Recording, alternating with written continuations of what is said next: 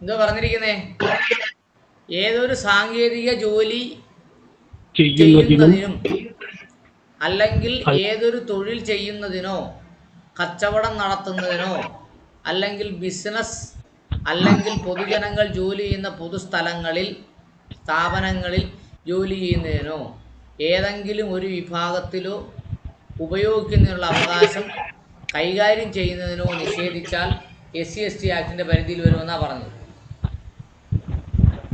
അല്ലേ? yes, അത് മനസ്സിലായോ?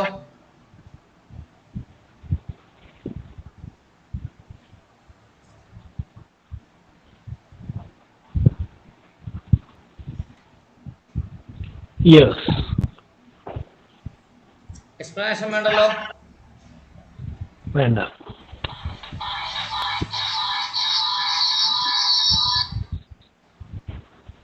യെസ്. അടുത്തത്, പട്ടികജാതി വർഗ അംഗത്തെ ശാരീരികമായി ആക്രമിക്കുന്നതിന് കാരണക്കാരനാവുക അല്ലെങ്കിൽ മാനസികമായി പീഡിപ്പിക്കുക, അതും സാത്താൻ സേവക്കാരനാണെന്നോ തരത്തിലോ അല്ലെങ്കിൽ സാത്താൻ ആണെന്ന തരത്തിലോ ആരോപണം ഉയർത്തൽ. കേരളത്തിൽ അങ്ങനെ ഒരു പരിപാടിയില്ല, പക്ഷെ നോർത്ത് ഇന്ത്യയിലൊക്കെ അങ്ങനെ പരിപാടിയുണ്ട്. ദുർമന്ത്രവാദിനിയാണ്, ദുർമന്ത്രവാദക്കാരനാണ് എന്ന് പറഞ്ഞുകൊണ്ട് പീഡിപ്പിക്കുകയും എറിഞ്ഞു കൊല്ലുകയും ചെയ്യും. ഇവിടെ അങ്ങനെ ഉണ്ടല്ലോ, ക്ഷുദ്രം ചെയ്യുന്നവനാണ്, ക്ഷുദ്രക്കാരിയാണെന്നൊക്കെ പറയത്തില്ലേ? അതാണ് സംഭവം. പട്ടികജാതി വർഗ അംഗത്തെ ശാരീരികമായി ആക്രമിക്കുന്ന കാരണക്കാരനാവുക അല്ലെങ്കിൽ മാനസികമായി പീഡിപ്പിക്കുക, അതും സാത്താൻ സേവകനാണെന്ന തരത്തിലോ അല്ലെങ്കിൽ സാത്താനാണെന്ന രീതിയിലോ ആരോപണം ഉയർത്തൽ. അടുത്തത്, പട്ടികജാതി വർഗ വിഭാഗത്തിലെ അംഗത്തെ കുറ്റപ്പെടുത്തുക അല്ലെങ്കിൽ ഭീഷണിപ്പെടുത്തുക, സാമൂഹികമായും സാമ്പത്തികമായും മാറ്റി നിർത്തപ്പെടുമെന്ന് ഭീഷണിപ്പെടുത്തുക എന്നിവയ്ക്ക് ഏറ്റവും കുറഞ്ഞത് 6 മാസം മുതൽ 5 വർഷം വരെ തടവും ശിക്ഷയും പിഴയും ലഭിക്കുന്ന കുറ്റമായി പരിഗണിക്കപ്പെടും. അതായത് ഇസഡിലെ സി.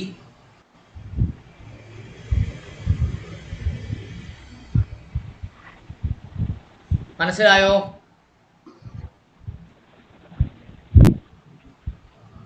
യെസ്. നടേശൻ സാറേ ലൈനിലുണ്ടോ?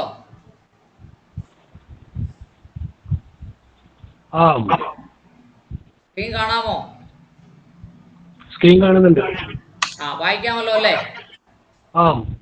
പട്ടികജാതി വർഗ വിഭാഗത്തിലെ അംഗത്തെ കുറ്റപ്പെടുത്തുക അല്ലെങ്കിൽ ഭീഷണിപ്പെടുത്തുക, സാമൂഹികമായും സാമ്പത്തികമായും മാറ്റി നിർത്തപ്പെടുമെന്ന് ഭീഷണിപ്പെടുത്തുക എന്നിവയ്ക്ക് ഏറ്റവും കുറഞ്ഞത് 6 മാസം മുതൽ 5 വർഷം വരെ തടവു ശിക്ഷയും പിഴയും ലഭിക്കത്തക്ക കുറ്റമായി പരിഗണിക്കപ്പെടും. ഇനി 3-ലെ സബ് ക്ലോസ് 2, നമ്മൾ സെക്ഷൻ 3 പറയുന്നത്, അതിൻ്റെ 2ാമത്തെ സബ് ക്ലോസ്.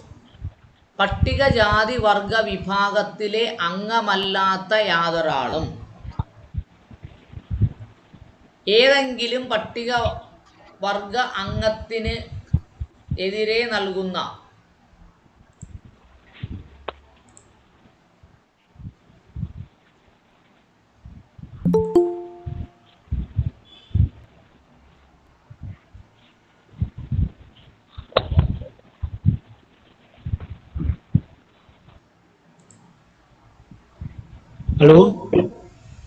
ഏതെങ്കിലും പട്ടികജാതി അംഗത്തിനെതിരെ നൽകുന്ന അല്ലെങ്കിൽ വളച്ചൊടിച്ചതും കൃത്രിമമായ തെളിവുകൾ മനഃപൂർവ്വമായി ഉണ്ടാക്കുന്നതിനും കാരണമാകുകയോ അല്ലെങ്കിൽ അറിവോടെയുള്ള കുറ്റം ചെയ്തു എന്ന് വരുത്തുകയും അതിന് നിലവിലുള്ള നിയമപ്രകാരം ഒരു ശിക്ഷ വിളിച്ചു വരുത്തുകയോ ചെയ്യുന്ന തരത്തിലാണെങ്കിൽ ആ പ്രവൃത്തി ജീവപര്യന്തം തടവും പിഴയും കിട്ടത്തക്ക കുറ്റമായിരിക്കും. കൂടാതെ ഒരു നിരപരാധിയായ പട്ടികജാതി വർഗ അംഗത്തെ കുറ്റക്കാരനാക്കി നിയമ നടപടികൾ തെറ്റായി നിർവചിച്ച് തെറ്റായി വിവരങ്ങൾ ചമച്ച് അല്ലെങ്കിൽ കൃത്രിമമായ തെളിവുകൾ ഉണ്ടാക്കി എടുത്താൽ അപ്രകാരം തെളിവുണ്ടാക്കാവുന്നയാൾക്കും വധശിക്ഷ വരെ നൽകാവുന്നതാണ്. എന്തെങ്കിലും മനസ്സിലായോ? വധശിക്ഷയാ? എന്തെങ്കിലും മനസ്സിലായോ അതിനകത്ത്?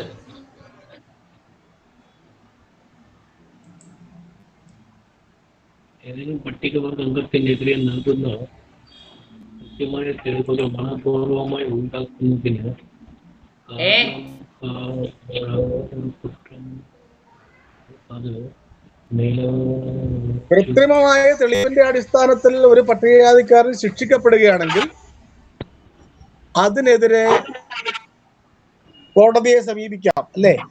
അങ്ങനല്ല.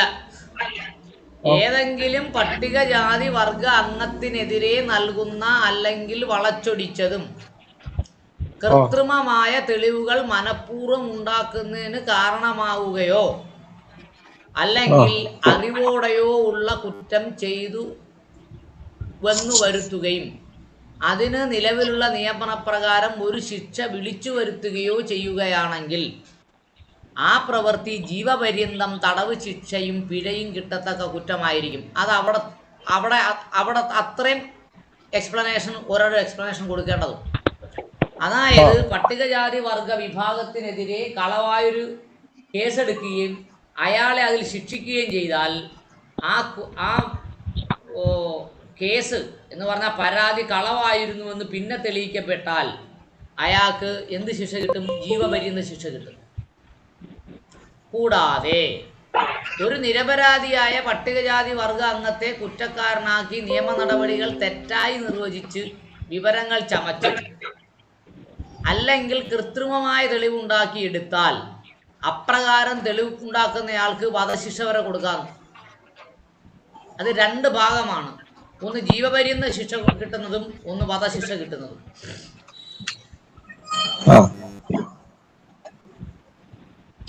അതായത് വ്യാജ പരാതി കൊടുക്കുന്നത് വേറെയും വ്യാജ തെളിവ് കൊടുക്കുന്നതിന് രണ്ടാമത്തെ ശിക്ഷയുമാണ്. വ്യാജ തെളിവ് കൊടുക്കുന്നതിന് വധശിക്ഷയും വ്യാജ പരാതി കൊടുക്കുന്നതിന് ഏതാണ്? ജീവപര്യന്ത ശിക്ഷയുമാണ്.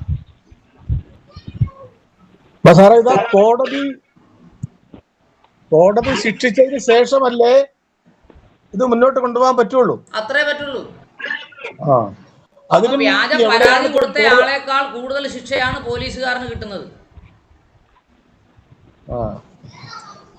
അതാണ് അതിന്റെ വ്യത്യാസം. അതിനും ഒരു എഫ്ഐആർ വേണ്ടേ? വേണമല്ലോ. ഇതൊക്കെ അതാ ഞാൻ മുമ്പേ പറഞ്ഞേ, ഇതൊക്കെ കയ്യും കെട്ടി വീട്ടിലിരുന്നാ പറ്റുകയെന്ന്.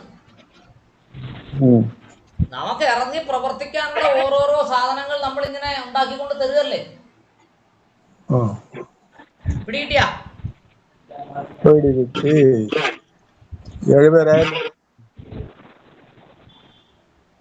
നമ്മളിപ്പോ എന്തുവാ ഇവിടെ സാധാരണ ചെയ്യുന്നേ?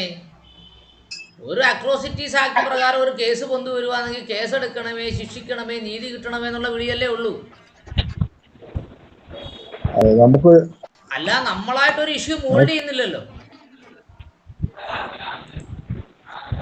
ഒരു ലീഡർ എന്ന് പറഞ്ഞാൽ ആരാ? ഒരു ഇഷ്യൂ സ്വന്തമായി മോൾഡ് ചെയ്തുകൊണ്ട് ആ ഇഷ്യൂവിനെ നിയന്ത്രിച്ചുകൊണ്ട് അധികാരം പിടിക്കാൻ കപ്പാസിറ്റി ഉള്ള ആളാ നേതാവ്. നമ്മൾ സർക്കാരിന്റെ വീഴ്ചയാണ് ഇഷ്യൂ ആക്കി എടുക്കുന്നത്. അതും അട്രോസിറ്റീസ് ആക്ട് കേസുകളല്ലാതെ SC/ST ഏറ്റെടുത്ത ഏതെങ്കിലും ഒരു ഇഷ്യൂ ഉണ്ടോ?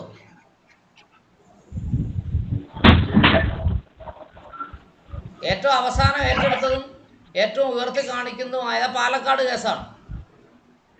പാലക്കാട് കേസ് എന്തുവാ? അട്രോസിറ്റീസ് ആക്ട് പ്രകാരം ഒരു കേസാണ്. അതാണ് നമ്മുടെ ഇഷ്യൂ. വേറെ ഇഷ്യൂ ഒന്നും നമ്മൾ കേരളത്തിൽ ഇതുവരെ കണ്ടിട്ടില്ലല്ലോ.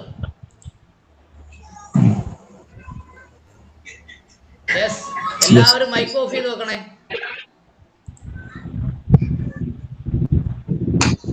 അടുത്ത് വെടിക്കെട്ട് അപകടം ഉണ്ടാവുകയോ, മൈക്ക് ഓഫ് ചെയ്ത് വെക്കണേ. മൈക്ക്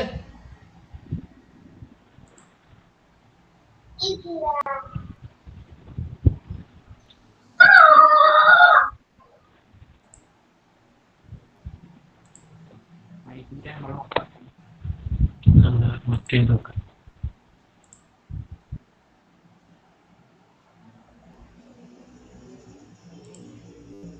വെടിക്കെട്ട് അപകടം ഉണ്ടാവുകയോ അല്ലെങ്കിൽ ഏതെങ്കിലും പൊട്ടിത്തെറിക്കാവുന്ന പടക്കങ്ങൾ മനഃപൂർവ്വമായി അതും അറിഞ്ഞുകൊണ്ട്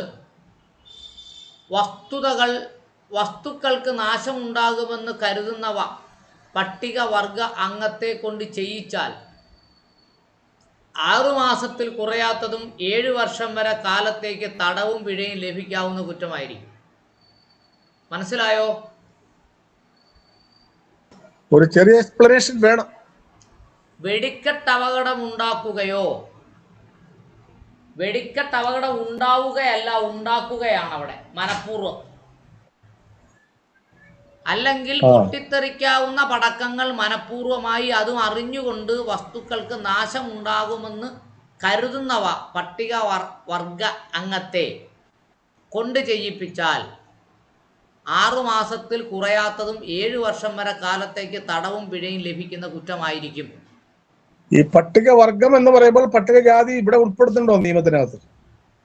പട്ടികവർഗം എന്നേ പറയുന്നുണ്ട്. വർഗമെന്ന് പ്രത്യേകിച്ച് പറഞ്ഞിട്ടുണ്ടായതുകൊണ്ട് ജാതി അതിൽ പെടുമെന്ന് എനിക്കും തോന്നുന്നില്ല. യെസ്, അത് ശ്രദ്ധിക്കപ്പെടേണ്ട കാര്യമാണ്. എന്ന് പറഞ്ഞാൽ തൊഴിലില്ലാത്തത് കൊണ്ട് ഏത് തൊഴിലിനും നമ്മുടെ ആൾക്കാർ പോവുമല്ലോ. അതെ. അപ്പോൾ ഇങ്ങനെയുള്ള തൊഴിലും അവരെ കൊണ്ട് ചെയ്യിപ്പിക്കും, മനഃപൂർവ്വം അവനെ അപായപ്പെടുത്താനേ.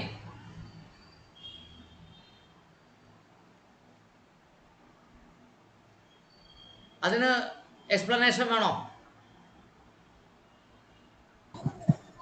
വേണ്ട. അടുത്തത് വകുപ്പ് 3(2) സബ്സെക്ഷൻ 2 അതിൻ്റെ 4. പട്ടികജാതി വർഗ അംഗങ്ങളുടെ ആരാധനാലയങ്ങൾ ഉൾപ്പെടുന്ന കെട്ടിടങ്ങൾ ഉണ്ടെന്ന് മനഃപൂർവ്വമായി അറിഞ്ഞുകൊണ്ട് അവയ്ക്ക് തകർച്ച സംഭവിക്കുന്ന തരത്തിൽ അഗ്നി അല്ലെങ്കിൽ പടക്കങ്ങൾ ഉപയോഗിക്കുന്നതോ അല്ലെങ്കിൽ അവരുടെ വാസസ്ഥലമോ അല്ലെങ്കിൽ അവരുടെ സ്ഥലമോ എന്നിവയുടെ തകർച്ചയ്ക്ക് കാരണമായാലോ ജീവപര്യന്തം തടവും പിഴയും കൂടിയോ ലഭിക്കാവുന്ന കുറ്റമായിരിക്കും. പറഞ്ഞ മനസ്സിലായോ?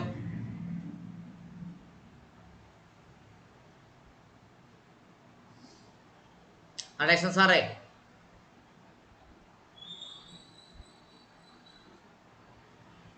പട്ടിക ജാതി വർഗ അംഗങ്ങളുടെ ആരാധനാലയങ്ങൾ ഉൾപ്പെടുന്ന കെട്ടിടങ്ങൾ ഉണ്ടെന്ന് മനഃപൂർവ്വമായി അറിഞ്ഞുകൊണ്ട് അവയ്ക്ക് തകർച്ച സംഭവിക്കാവുന്ന തരത്തിൽ അഗ്നി അല്ലെങ്കിൽ പടക്കങ്ങൾ ഉപയോഗിക്കുന്നതും അല്ലെങ്കിൽ അവരുടെ വാസസ്ഥലമോ അല്ലെങ്കിൽ അവരുടെ സ്ഥലമോ എന്നിവയുടെ തകർച്ചയ്ക്ക് കാരണമായാലോ ജീവപര്യന്തം തടവും പിഴയും കൂടിയോ ലഭിക്കാവുന്ന കുറ്റമാണ്. മനസ്സിലായോ? മനസ്സിലായി.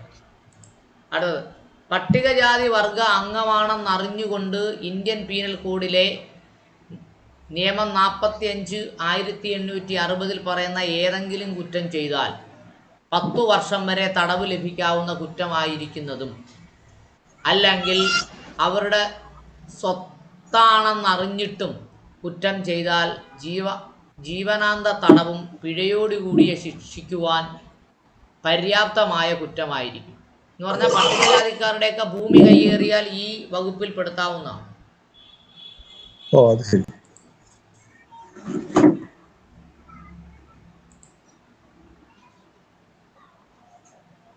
അത് തന്നെ 3(1) ഉണ്ടെന്ന് തോന്നുന്നു. 3(2) വരുന്നത്. 3(1) കഴിഞ്ഞു, 3(2) 4 ആണ് നമ്മളിപ്പോ പറഞ്ഞോണ്ടിരിക്കുന്നത്. അല്ല, ഈ എൻക്രോച്ച്മെന്റ് ഇന്നലത്തേലും ഉണ്ടല്ലോ സാറേ.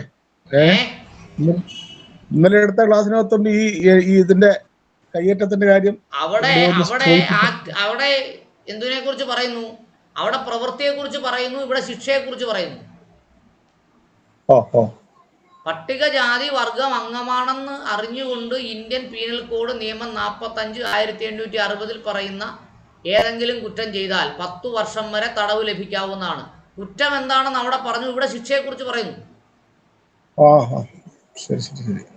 അത് നമ്മുടെ പ്രശ്നം ഇതാണ്. അട്രോസിറ്റീസ് ആക്ട് പഠിപ്പിക്കുക എന്ന് പറഞ്ഞാൽ നമ്മൾ എന്തു മാത്രമേ പഠിപ്പിക്കൂ? സെക്ഷൻ 3 സബ് ക്ലോസ് 1 മാത്രമേ പഠിപ്പിക്കൂ, 2 പഠിപ്പിക്കുകയല്ല. കാരണം നമുക്ക് ഒരു ഹാളിൽ ക്ലാസ് എടുക്കുക എന്ന് പറഞ്ഞാൽ 1.5 മണിക്കൂറോ 2 മണിക്കൂറോ പഠിപ്പിച്ചാൽ മതിയല്ലോ. താഴേക്ക് പഠിപ്പിക്കാൻ നമുക്ക് സമയമുണ്ടോ?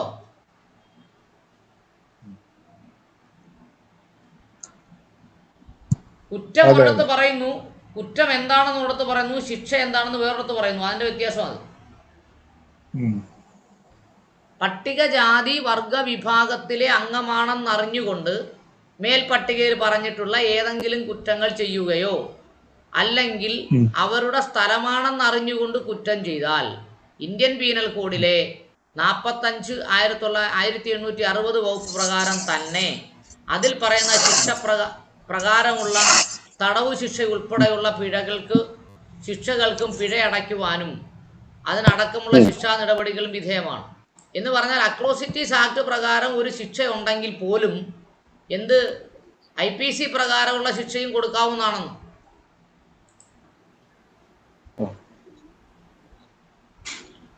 Okay okay yes.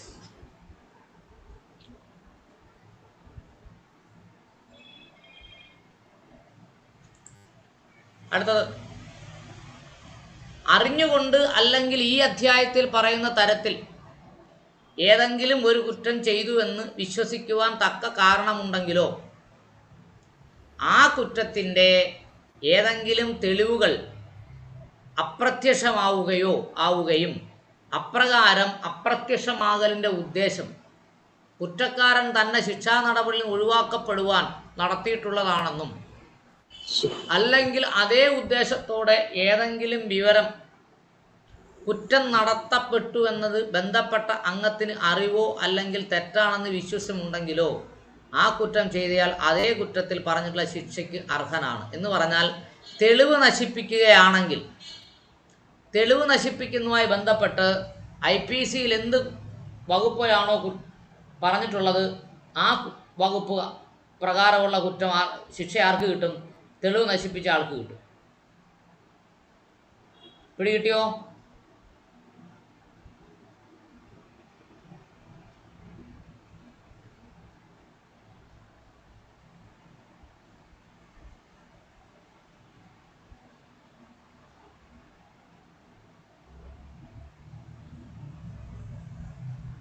പട്ടികജാതി വകുപ്പിറക്കിയ കൈപ്പുസ്തകത്തിൽ ഇതൊന്നുമില്ല. കൈപ്പുസ്തകം ബഡ്ജറ്റിലെ പൈസ ചെലവാക്കാൻ വേണ്ടിയുള്ളതാ.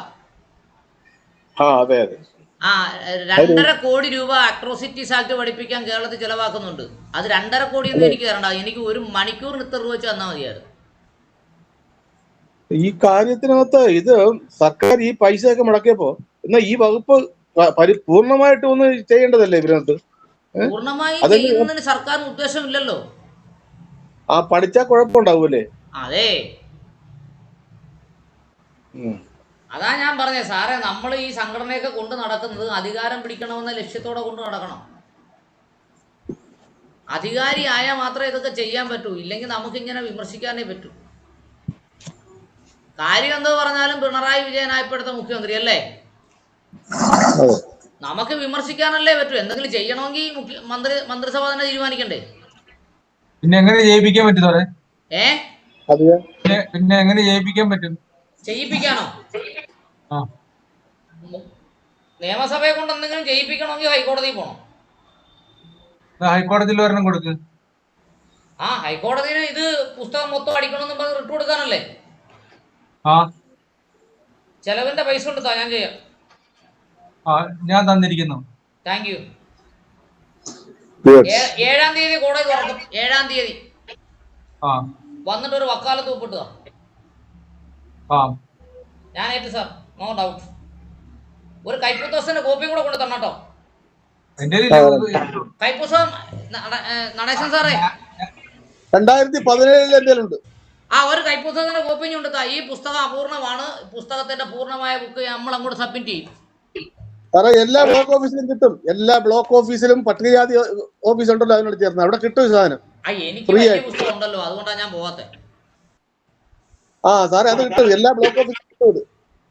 എനിക്കൊരു പുസ്തകം തന്നാ മതി. ബ്ലോക്ക് ഓഫീസ് എവിടെയാ? ജില്ലാ കോടതിയിലാ. ഞാനവിടെ പോയി ചോദിക്കട്ടെ. 2017 ആണെങ്കിൽ ഞാൻ വാങ്ങിച്ച് അയച്ചു തരാം. 2014 എനിക്ക് കൊറിയറിൽ അയച്ചു തന്നാൽ മതി. കാരണം 17-ലുണ്ട്. ആ പൂർണ്ണമായ പുസ്തകം 19. പ്രസിദ്ധീകരിച്ചാൽ തന്നെ നമ്മുടെ ആൾക്കാർക്ക് കുറച്ചു പേർക്ക് ബോധം ഉണ്ടാവും ഇത് വായിക്കുമ്പോഴേ. അതെ അതെ അതെ. അല്ല ഇപ്പൊ അത് നല്ല നമ്മളിപ്പോ ഈ സമയം ഈ ഇതിൽ വിനിയോഗിച്ചത് അത് ഏറ്റവും വലിയ അത് ആരത് വിനിയോഗിച്ചത്? മുകുന്ദൻ മാള അല്ലേ? ഏ മുകുന്ദൻ സാറാണ് അത് കേട്ടില്ല. ഇപ്പൊ ഈ പ്രശ്നം ഉന്നയിച്ചത്. അത് കേട്ടില്ല. നല്ല ഒരു സംഗതിയാണത്. ആ ഈ പുസ്തകം പൂർണ്ണ രൂപത്തിൽ അച്ചടിക്കണമെന്ന് പറഞ്ഞ് ഹൈക്കോടതി നമ്മള് റിട്ട് അല്ലേ കൊടുക്കണം. കൊള്ളാം. ആ കാര്യത്തിൽ നമുക്ക് വേണ്ട കാര്യങ്ങളൊക്കെ ചെയ്യാവുന്ന സാർ. ഓക്കെ, അത് നല്ല പരിപാടിയാണ്. സർക്കാർ ഈ പുസ്തകം എന്തായാലും ഒരു പൈസ കൊടുത്ത് അടിക്കുകയാണ്. ഈ പഠിക്കുകയാണ്. അതെ പുസ്തകത്തിന്റെ ലേറ്റസ്റ്റ് കേസ് നിയമങ്ങൾ അടക്കം വെച്ചുകൊണ്ട് പുതിയതായി പ്രസിദ്ധീകരിക്കണമെന്നും അത് പട്ടികജാതി വകുപ്പിൽ അവിടുത്തെ പട്ടികജാതിക്കാർക്കും വർഗ്ഗക്കാർക്കും സൗജന്യ വിതരണം ചെയ്യണമെന്നും പറഞ്ഞുകൊണ്ട് നമുക്കൊരു ഹൈക്കോടതിയെ സമീപിക്കാം. അത് മാത്രം പോരാ, അവർക്ക് അവയർനെസ് ക്ലാസ്സുകൾ നടത്തണമെന്ന് പറയാം. പൈസ മാത്രം ചെലവാക്കിയാൽ പോരാ. ക്ലാസ്സുകൾ നടത്തുന്നുണ്ടെന്നും പറഞ്ഞുകൊണ്ട് റിപ്പോർട്ട് പോകുന്നുണ്ട് സാർ. 2.5 കോടി രൂപയാ ഒരു വർഷം അതിനകത്ത് ചെലവാക്കുന്നത്. അല്ല, ആ 2.5 കോടി ചെലവാക്കാൻ അത് എല്ലായിടത്തും കിട്ടിയിട്ടില്ല, ഞങ്ങൾക്ക് ആർക്കും കിട്ടിയിട്ടില്ല. ശരി ക്ലാസ് ശരി. കിട്ടിയിട്ടില്ല. അങ്ങനാണെങ്കിൽ ആ അവയർനെസ് ക്ലാസ് നടത്തണമെന്നും ഈ 2.5 കോടി എനിക്ക് രൂപ കിട്ടിയിട്ടില്ല. ചെലവാക്കിയതിനെ കുറിച്ച് അന്വേഷണം നടത്തണമെന്നും പ്രയർ വെക്കാം. പോരെ? എന്റെ മുനിസിപ്പാലിറ്റിയിൽ കിട്ടിയിട്ടില്ല, എന്റെ പഞ്ചായത്തിലും കിട്ടിയിട്ടില്ല. എനിക്ക് ആ കാശ് ചെലവാക്കിയ മാത്രം പോരാ, ഇതുപോലെ ക്ലാസ്സുകൾ നടത്തണം. ഈ ലാപ്സ് ആകുന്ന പണത്തിന്റെ 1% എടുത്താൽ മതില്ല ഇതിന് അവയർനെസ് കൊടുക്കാൻ. ആണ് സാർ. ഇതിനകത്ത് ബഡ്ജറ്റ് പ്രൊവിഷൻ ഉണ്ട് സാറേ. ഏതാണ്ട് 2 കോടി രൂപ കൂടുതലുണ്ട്. ബഡ്ജറ്റിലെല്ലാം പ്രൊവിഷൻ ഉണ്ട്. നടപ്പാക്കാതിരിക്കുകയും അത് ലാപ്സ് ആക്കുകയും ചെയ്യുന്ന സർക്കാർ തന്നെയല്ലേ. അപ്പൊ ആ ലാപ്സ് ആക്കുന്ന പണം ഇതിനു വേണ്ടി ഉപയോഗിച്ചാൽ മതി എന്ന് പറഞ്ഞത്. ശരി, നല്ല നമ്മൾ ചെയ്യാൻ തയ്യാറാണ്. ഹൈക്കോടതിയിൽ ഒരു അഡ്വക്കേറ്റിനെ കൊണ്ട് ഞങ്ങൾ ജയിച്ചോളാം എന്ന് പറയാം. ആയിക്കോട്ടെ, ക്ലാസ് എടുപ്പിച്ചോളാം. പൈസ വക്കീലിന് കൊടുത്താൽ മതിയല്ലോ. അതെ, പൈസ വക്കീലിന് കൊടുത്താൽ മതിയല്ലോ. അപ്പൊ അവർക്ക് ചൂടുണ്ടാവും. ഇതിപ്പോ പോലീസുകാരാണ് നടത്തുന്നതെന്ന് പറയുന്നത്. ഈ മോണിറ്ററിംഗ് സെൽ ഉണ്ടല്ലോ. പോലീസുകാർ വേണ്ട, ഞങ്ങൾക്ക് അതിന് പറ്റിയ ഹൈക്കോടതിയിൽ അഡ്വക്കേറ്റ്മാരുണ്ട്, അവർ ചെയ്തോളും. അത് അതിനുള്ള ക്ലാസ്സുകൾ ഞങ്ങൾ സംഘടിപ്പിച്ചു ഓൺലൈനായിട്ടോ ഓഫ്ലൈനായിട്ടോ ചെയ്തോളാം. പണം മുടക്കാൻ മാത്രം മതി. സർക്കാർ എന്തുകൊണ്ട് പണം മുടക്കുന്നില്ല? ലാപ്സൊക്കെ കളയും ചെയ്യുന്നു. അത് കൂടാതെ വന്നിട്ട് ബഡ്ജറ്റിൽ എമൗണ്ട് കാണിക്കുകയും ചെയ്യും. ഇത് പറ്റില്ല. നല്ല സജഷനാണ്. നമുക്ക് ആ വഴി നോക്കാം. ഓണം കഴിയട്ടെ. അപ്പോൾ ഒന്നുകൂടെ നോക്കാം. അറിഞ്ഞുകൊണ്ട് അല്ലെങ്കിൽ ഈ അധ്യായത്തിൽ പറയുന്ന തരത്തിൽ ഏതെങ്കിലും ഒരു കുറ്റം ചെയ്തുവെന്ന് വിശ്വസിക്കാൻ തക്ക കാരണമുണ്ടെങ്കിലോ ആ കുറ്റത്തിൻ്റെ ഏതെങ്കിലും തെളിവുകൾ അപ്രത്യക്ഷമാവുകയും അപ്രകാരം അപ്രത്യക്ഷമാക്കലിൻ്റെ ഉദ്ദേശം കുറ്റക്കാരൻ തന്നെ ശിക്ഷാ നടപടിയിൽ നിന്ന് ഒഴിവാക്കപ്പെടുവാൻ നടത്തിയിട്ടുണ്ടെന്നും നയത്തപ്പെട്ടതാണെന്നും അല്ലെങ്കിൽ അതേ ഉദ്ദേശത്തോടെ ഏതെങ്കിലും വിവരം കുറ്റം നടത്തപ്പെട്ടുവെന്നതിന് ബന്ധപ്പെട്ട അംഗത്തിനു അറിവോ അല്ലെങ്കിൽ തെറ്റാണെന്ന് വിശ്വസിക്കപ്പെടുന്നുണ്ടെങ്കിലോ ആ കുറ്റം ചെയ്തയാൾ അതേ കുറ്റത്തിൽ പറഞ്ഞുള്ള ശിക്ഷയ്ക്ക് അർഹനാണ്. എന്ന് പറഞ്ഞാൽ ഒരു കുറ്റം ചെയ്തതിന് ശേഷം തെളിവ് നശിപ്പിച്ചാൽ IPC-യിൽ പറയുന്ന ശിക്ഷ അയാൾക്ക് കിട്ടിയിരിക്കും. ഓക്കെ,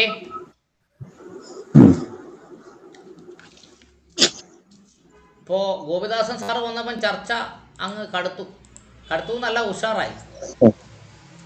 ഈ വകുപ്പിൽ പറയുന്ന ഏതെങ്കിലും കുറ്റം ഒരു പൊതുപ്രവർത്തകൻ ചെയ്താൽ അയാൾക്ക് 1 വർഷം വരെയുള്ള തടവ് ശിക്ഷ ഉൾപ്പെടെയുള്ള ശിക്ഷ ലഭിക്കാവുന്നതോ അതേ ശിക്ഷയ്ക്ക് നൽകാവുന്ന പരമാവധി തടവ് ശിക്ഷ ലഭിക്കാവുന്നതോ എന്ന കുറ്റമോ ആയിരിക്കും. അതായത് പൊതുപ്രവർത്തകൻ എന്ന് പറഞ്ഞാൽ ഇവിടെ സർക്കാർ ഉദ്യോഗസ്ഥനാണ്, പബ്ലിക് സെർവൻറ്റ്. ഓക്കെ, സർക്കാർ ഉദ്യോഗസ്ഥനാണ് കുറ്റം ചെയ്യുന്നതെങ്കിൽ, തെളിവ് നശിപ്പിക്കുന്നതെങ്കിൽ, അതുപോലെ മുകളിൽ പറഞ്ഞ 3(1) പറഞ്ഞ സെഡ് വരെ പറഞ്ഞ ഏതെങ്കിലും കുറ്റം പൊതുപ്രവർത്തകനാണ് ചെയ്യുന്നതെങ്കിൽ അദ്ദേഹത്തിന് മിനിമം ശിക്ഷ എത്രയാണ്?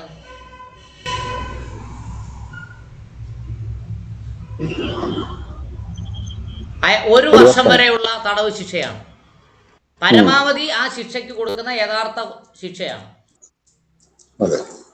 ഓക്കെ, ഇനിയാണ് ഇതിനകത്ത് പബ്ലിക് സർവന്റിന്റെ നിർവചനത്തില് സർക്കാരിന്റെ പ്രതിഫലം വാങ്ങിക്കുന്നവരൊക്കെ വരുമല്ലോ. അങ്ങനെയാണെങ്കിൽ പഞ്ചായത്ത് ബ്ലോക്ക് തരത്തിലുള്ള ഈ മെമ്പർമാരുണ്ടല്ലോ, അവരും അതിൽ വരേണ്ടതല്ലേ? they are considered as a public servant. പിന്നെ സർക്കാരിന്റെ ഖജനാവിൽ നിന്ന് പണം വാങ്ങുന്നത് കൊണ്ട് അവരെ പൊതുപ്രവർത്തകന്റെ ലിസ്റ്റിലാണല്ലോ പെടുത്തിയേക്കുന്നത്. അതെ. പബ്ലിക് മണി, ഖജനാവിലെ പണമാണ് അവർ പേയ്മെന്റ് ആയിട്ടോ മറ്റായിട്ടോ എന്തെങ്കിലും ആയിട്ട് വാങ്ങുന്നതെങ്കിൽ they are considers public servant. Special public prosecutor is also considered as a public servant എന്നും പറഞ്ഞുകൊണ്ട് റൂളിംഗ് ഉണ്ടല്ലോ. ഓ, GP ആരിപ്പെടല്ലേ? GP മാത്രമല്ലെന്നേ, സ്പെഷ്യൽ പബ്ലിക് പ്രോസിക്യൂട്ടർ എന്ന് പറഞ്ഞാൽ ഒരു പ്രത്യേക കേസിന് വേണ്ടി മാത്രം വെക്കുന്ന ആളാണ്. ഇപ്പൊ പാലത്തായി പീഡനം, പബ്ലിക് പ്രോസിക്യൂട്ടർ വേണ്ട, വേറൊരു വക്കീലിനെ വെക്കുന്നു പ്രഗത്ഭനായ. അപ്പോൾ അയാൾ സ്പെഷ്യൽ പബ്ലിക് പ്രോസിക്യൂട്ടർ ആയിരിക്കും. That person is also consider as A public servant എന്നാണ് പറയുന്നത്.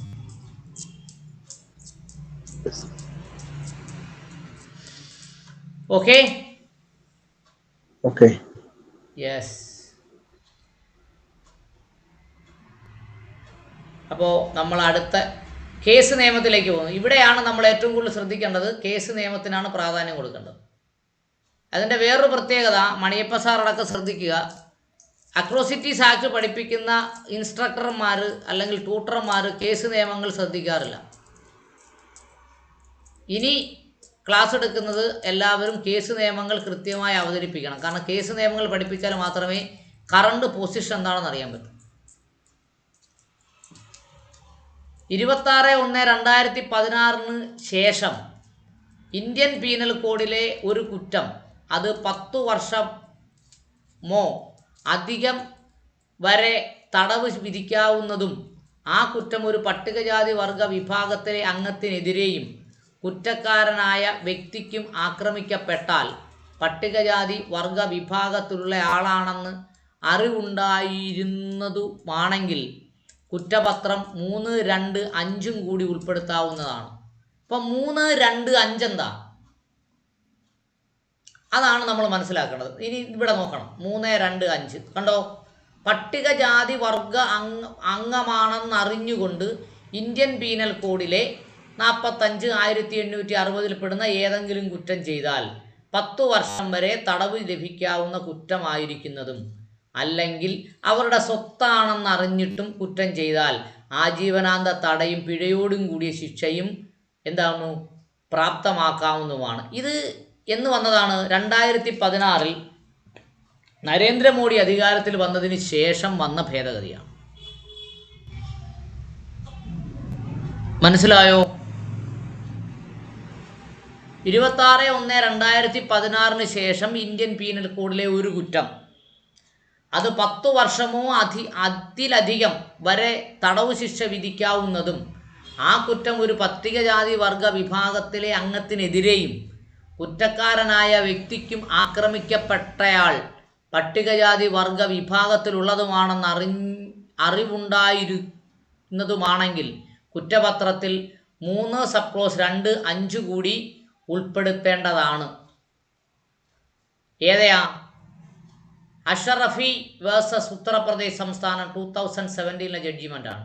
അങ്ങനെ ജഡ്ജിമെൻ്റ് പറഞ്ഞിട്ടും ഉത്തർപ്രദേശിൽ ഏറ്റവും കൂടുതൽ അതിക്രമം നടന്നുകൊണ്ടിരിക്കുക. ബലാത്സംഗം ചെയ്യുന്നു, പെൺകുട്ടിയുടെ കണ്ണ് ചൂഴ്ന്നെടുക്കുന്നു, നാവ് മുറിച്ചു കളയുന്നു. അടുത്തത് പട്ടികജാതി വർഗ അതിക്രമം തടയൽ ഭേദഗതി നിയമം 2015 ശേഷം കുറ്റാരോപിതൻ്റെ വിചാരം പട്ടികജാതി വർഗത്തിൽപ്പെട്ട ആൾക്കെതിരെ ആണെന്ന കുറ്റം ചെയ്തത് അതുതന്നെ പട്ടികജാതി വർഗ അതിക്രമം തടയൽ ഭേദഗതി നിയമത്തിലെ 3, 2, 5 തന്നെ ധാരാളം കുറ്റപത്രം വീട്ടിൽ എത്തിക്കുവാൻ പര്യാപ്തമായിരിക്കും. കുറ്റപത്രം എന്തു ചെയ്യണം? ആർക്കെത്തിച്ചു കൊടുക്കണം? വീട്ടിലെത്തിച്ചു കൊടുക്കണം എന്നുള്ളതാണ് അവിടെ പറഞ്ഞത്. പട്ടികജാതി വർഗ അതിക്രമം തടയൽ ഭേദഗതി നിയമം 2015 ശേഷം കുറ്റാരോപിതൻ്റെ വിചാരം പട്ടികജാതി വർഗത്തിൽപ്പെട്ട ആൾക്കെതിരെയാണെന്ന് കുറ്റം ചെയ്തതും അതുതന്നെ പട്ടികജാതി വർഗ അതിക്രമം തടയൽ ഭേദഗതി നിയമത്തിലെ കുറ്റപത്രം വീട്ടിലെത്തിച്ചു കൊടുക്കുവാൻ പര്യാപ്തമാകുന്നതാണ്. എന്ന് പറഞ്ഞാൽ അവിടെ കുറ്റപത്രം വീട്ടിലെത്തിച്ചു കൊടുക്കാവുന്നതാണ് എന്നാണ് പറയുന്നത്. ഓക്കെ, കൂടുതൽ വിശദീകരണം വേണോ അതിന്?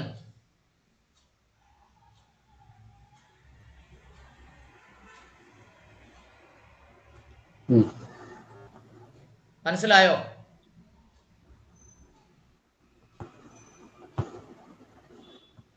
ഇപ്പോൾ ഈ പറയുന്ന ഭേദഗതികളെല്ലാം നമ്മുടെ ആ ഗൊഗോയ്, രഞ്ജൻ ഗൊഗോയിയുടെ സുപ്രീം കോടതിയിലെ വിധിക്ക് എതിരെ നടന്ന സമരത്തിന് ശേഷം മോഡി ഗവൺമെന്റ് കൊണ്ടുവന്ന അമെൻമെന്റുകളാണ്. Okay okay. അതുകൊണ്ട് പഴയ പുസ്തകത്തിൽ എന്ത് കാണത്തില്ല? ഈ അമെൻമെന്റ് കാണുകയില്ല. ആ 2017 വിധിന്യായവും കാണത്തില്ല, അമെൻമെന്റുകളും കാണത്തില്ല. ഉം. അതുകൊണ്ട് പഴയ പുസ്തകം വെച്ച് പഠിപ്പിക്കേണ്ടെന്നല്ല, പഴയ പുസ്തകം വെച്ച് പഠിപ്പിക്കുമ്പോൾ യഥാർത്ഥത്തിൽ SC/ST ആക്ട് പൂർണ്ണമായ അർത്ഥത്തിൽ പഠിപ്പിക്കാൻ പറ്റുക. മാത്രമല്ല ചെറിയ പുസ്തകങ്ങളിൽ കേസ് നിയമങ്ങൾ കാണത്തില്ല. അതില്ല. മാത്രമല്ല ഇത് ഇത്രയും തന്നെ അധികം കാണത്തില്ല. പിന്നെ അങ്ങനെ കേസ് നിയമം കാണുന്നത്? കേസ് നിയമം ഇല്ലാതെ പഠിപ്പിക്കുന്നത് കൊണ്ട് ഗുണപ്പെടത്തില്ല. കാരണം പഠിപ്പിക്കുന്ന ആൾക്ക് പോലും ഇത് ഉപയോഗിക്കാൻ പറ്റത്തില്ല.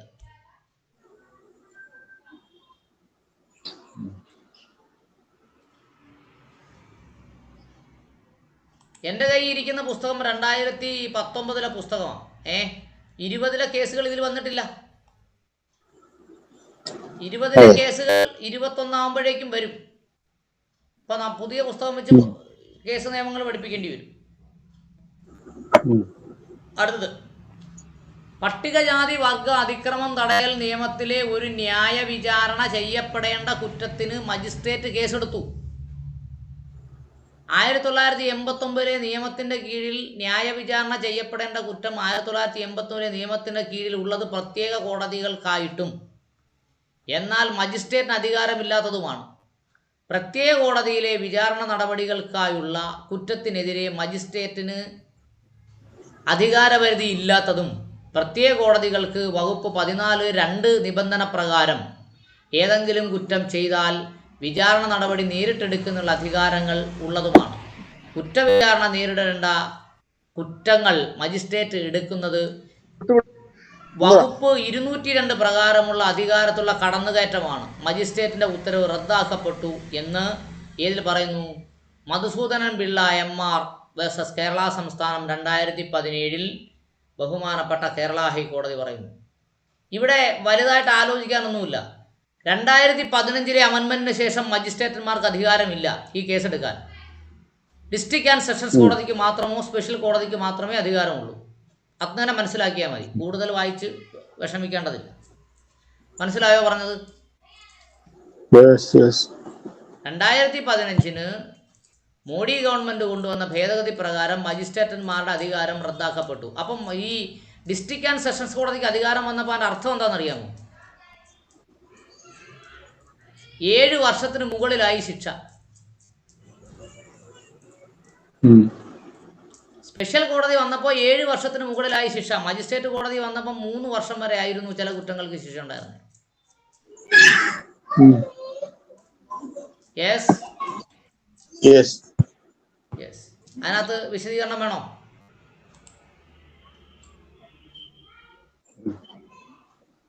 വേണ്ടായിരിക്കും. അടുത്തത്, പ്രഥമ വിവര റിപ്പോർട്ടിലെ FIR-ലെ ആക്ഷേപമുണ്ടെങ്കിൽ വിശദീകരണം വേണം. 7 വർഷം മനസ്സിലായില്ല. 7 വർഷം 5 ദിവസം എന്ന് പറഞ്ഞാൽ മനസ്സിലായില്ല. അതിന്റെ ശിക്ഷ 7 കുറ്റത്തിന്റെ ശിക്ഷ 7 വർഷവും അതിനു മുകളിലേക്കുമായി എന്ന് ജില്ലാ കോടതിക്ക് ഡയറക്റ്റ് അധികാരം വന്നപ്പോൾ. മജിസ്ട്രേറ്റ് കോടതിയാണെങ്കിൽ 3 വർഷമുള്ളോ? മജിസ്ട്രേറ്റ് കോടതിക്ക് 3 കൂടുതൽ കൊടുക്കാൻ പറ്റത്തില്ലല്ലോ. അത് ഞങ്ങൾക്കറിയില്ല. Okay, fine, thank you. Hierarchy, കോടതിയുടെ ഹയറാർക്കി അങ്ങനെയാണ്. മജിസ്ട്രേറ്റ് കോടതിക്ക് പരമാവധി 3 വർഷം. ഓക്കെ. ചീഫ് ജുഡീഷ്യൽ മജിസ്ട്രേറ്റിന് പരമാവധി 7 വർഷം. ഓക്കെ. 7 വർഷത്തിൽ കൂടുതലുള്ള കേസാണ് ഡിസ്ട്രിക്ട് ആൻഡ് സെഷൻസ് കോടതി പരിഗണിക്കുന്നത്. ഓക്കെ. അപ്പോൾ കോടതിക്ക് അധികാരമില്ല, മജിസ്ട്രേറ്റ് കോടതിക്ക് അധികാരമില്ല എന്ന് പറഞ്ഞപ്പോൾ തന്നെ കുറ്റത്തിന്റെ ശിക്ഷ 7 വർഷത്തിൽ കൂടുതലായി. ഓക്കെ, ഫൈൻ, നല്ലൊരു ഇൻഫർമേഷൻ. ഓക്കെ.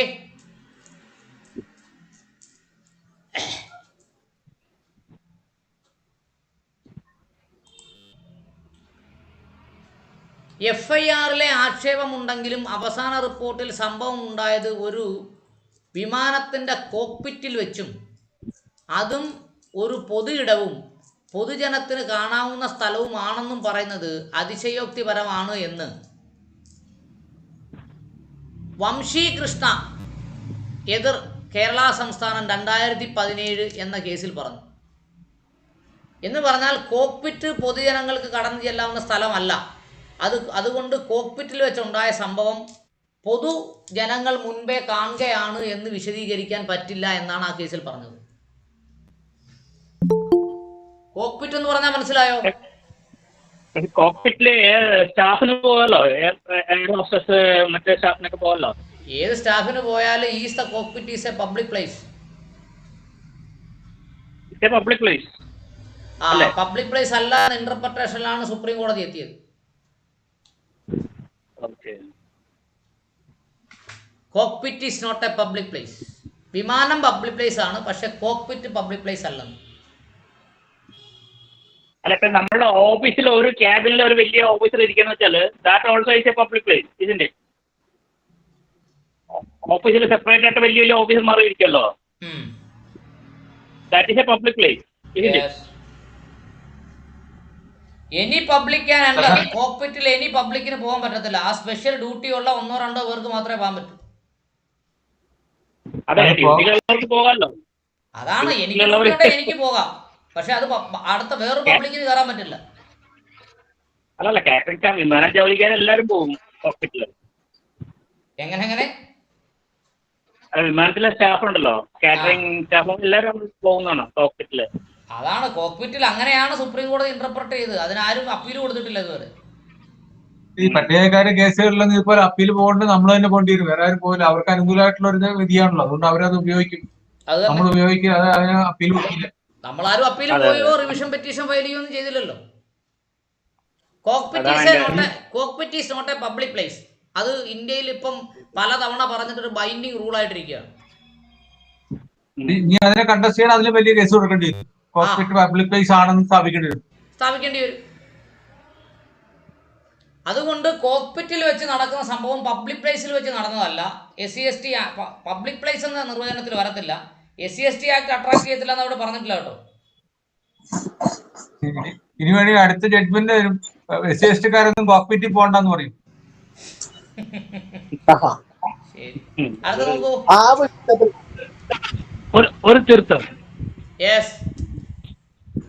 ഈ കോക്പിറ്റ് എന്ന് പറയുന്നത് പബ്ലിക് പ്ലേസ് അല്ല, but it is A restricted area. അധികാരം ഉള്ളവർക്ക് മാത്രമേ അതിൻ്റെ അകത്ത് പോകാൻ പറ്റുള്ളൂ. അപ്പോ യാത്ര ചെയ്യുന്ന ഏതെങ്കിലും ഒരു പബ്ലിക്ക് അനുവാദം ഇല്ലാതെ പോവാന്ന് പറഞ്ഞ അത് പബ്ലിക് പ്ലേസ് ആയിട്ട് എടുക്കാൻ പറ്റില്ല. സെയിം ടൈം ആ കോക്പിറ്റിലുള്ള അധികാരികൾ മറ്റുള്ളവരുടെ വാക്ക് കേട്ടിട്ട് ഒരു പാസഞ്ചറിനെ വിളിക്കുക എന്ന് പറഞ്ഞാൽ അവിടെ അധികാരം കൊടുക്കുന്നുണ്ട് കോക്പിറ്റിലേക്ക് കടക്കാൻ. ആ സമയത്ത് ഇവിടുത്തെ ചോദ്യം അതല്ല, അത് പബ്ലിക് പ്ലേസ് ആവില്ലേ? കോക്പിറ്റ് പബ്ലിക് പ്ലേസ് ആണോന്നാ ചോദ്യം, അല്ല. വക്കീൽ സാർ, ഞാനൊരു കാര്യം ചോദിച്ചു. ഇപ്പൊ അതിനകത്ത് മറ്റുള്ള സ്റ്റാഫുകളുണ്ടല്ലോ, കോക്പിറ്റിൽ ഇരിക്കുന്ന പൈലറ്റ് കൂടാതെ മറ്റു സ്റ്റാഫുകളുണ്ടല്ലോ. സ്റ്റാഫ് എന്ന് പറഞ്ഞാൽ ഒരു സ്റ്റാഫേ ഉള്ളൂ, പൈലറ്റും കോ പൈലറ്റും മാത്രമേ ഉള്ളൂ.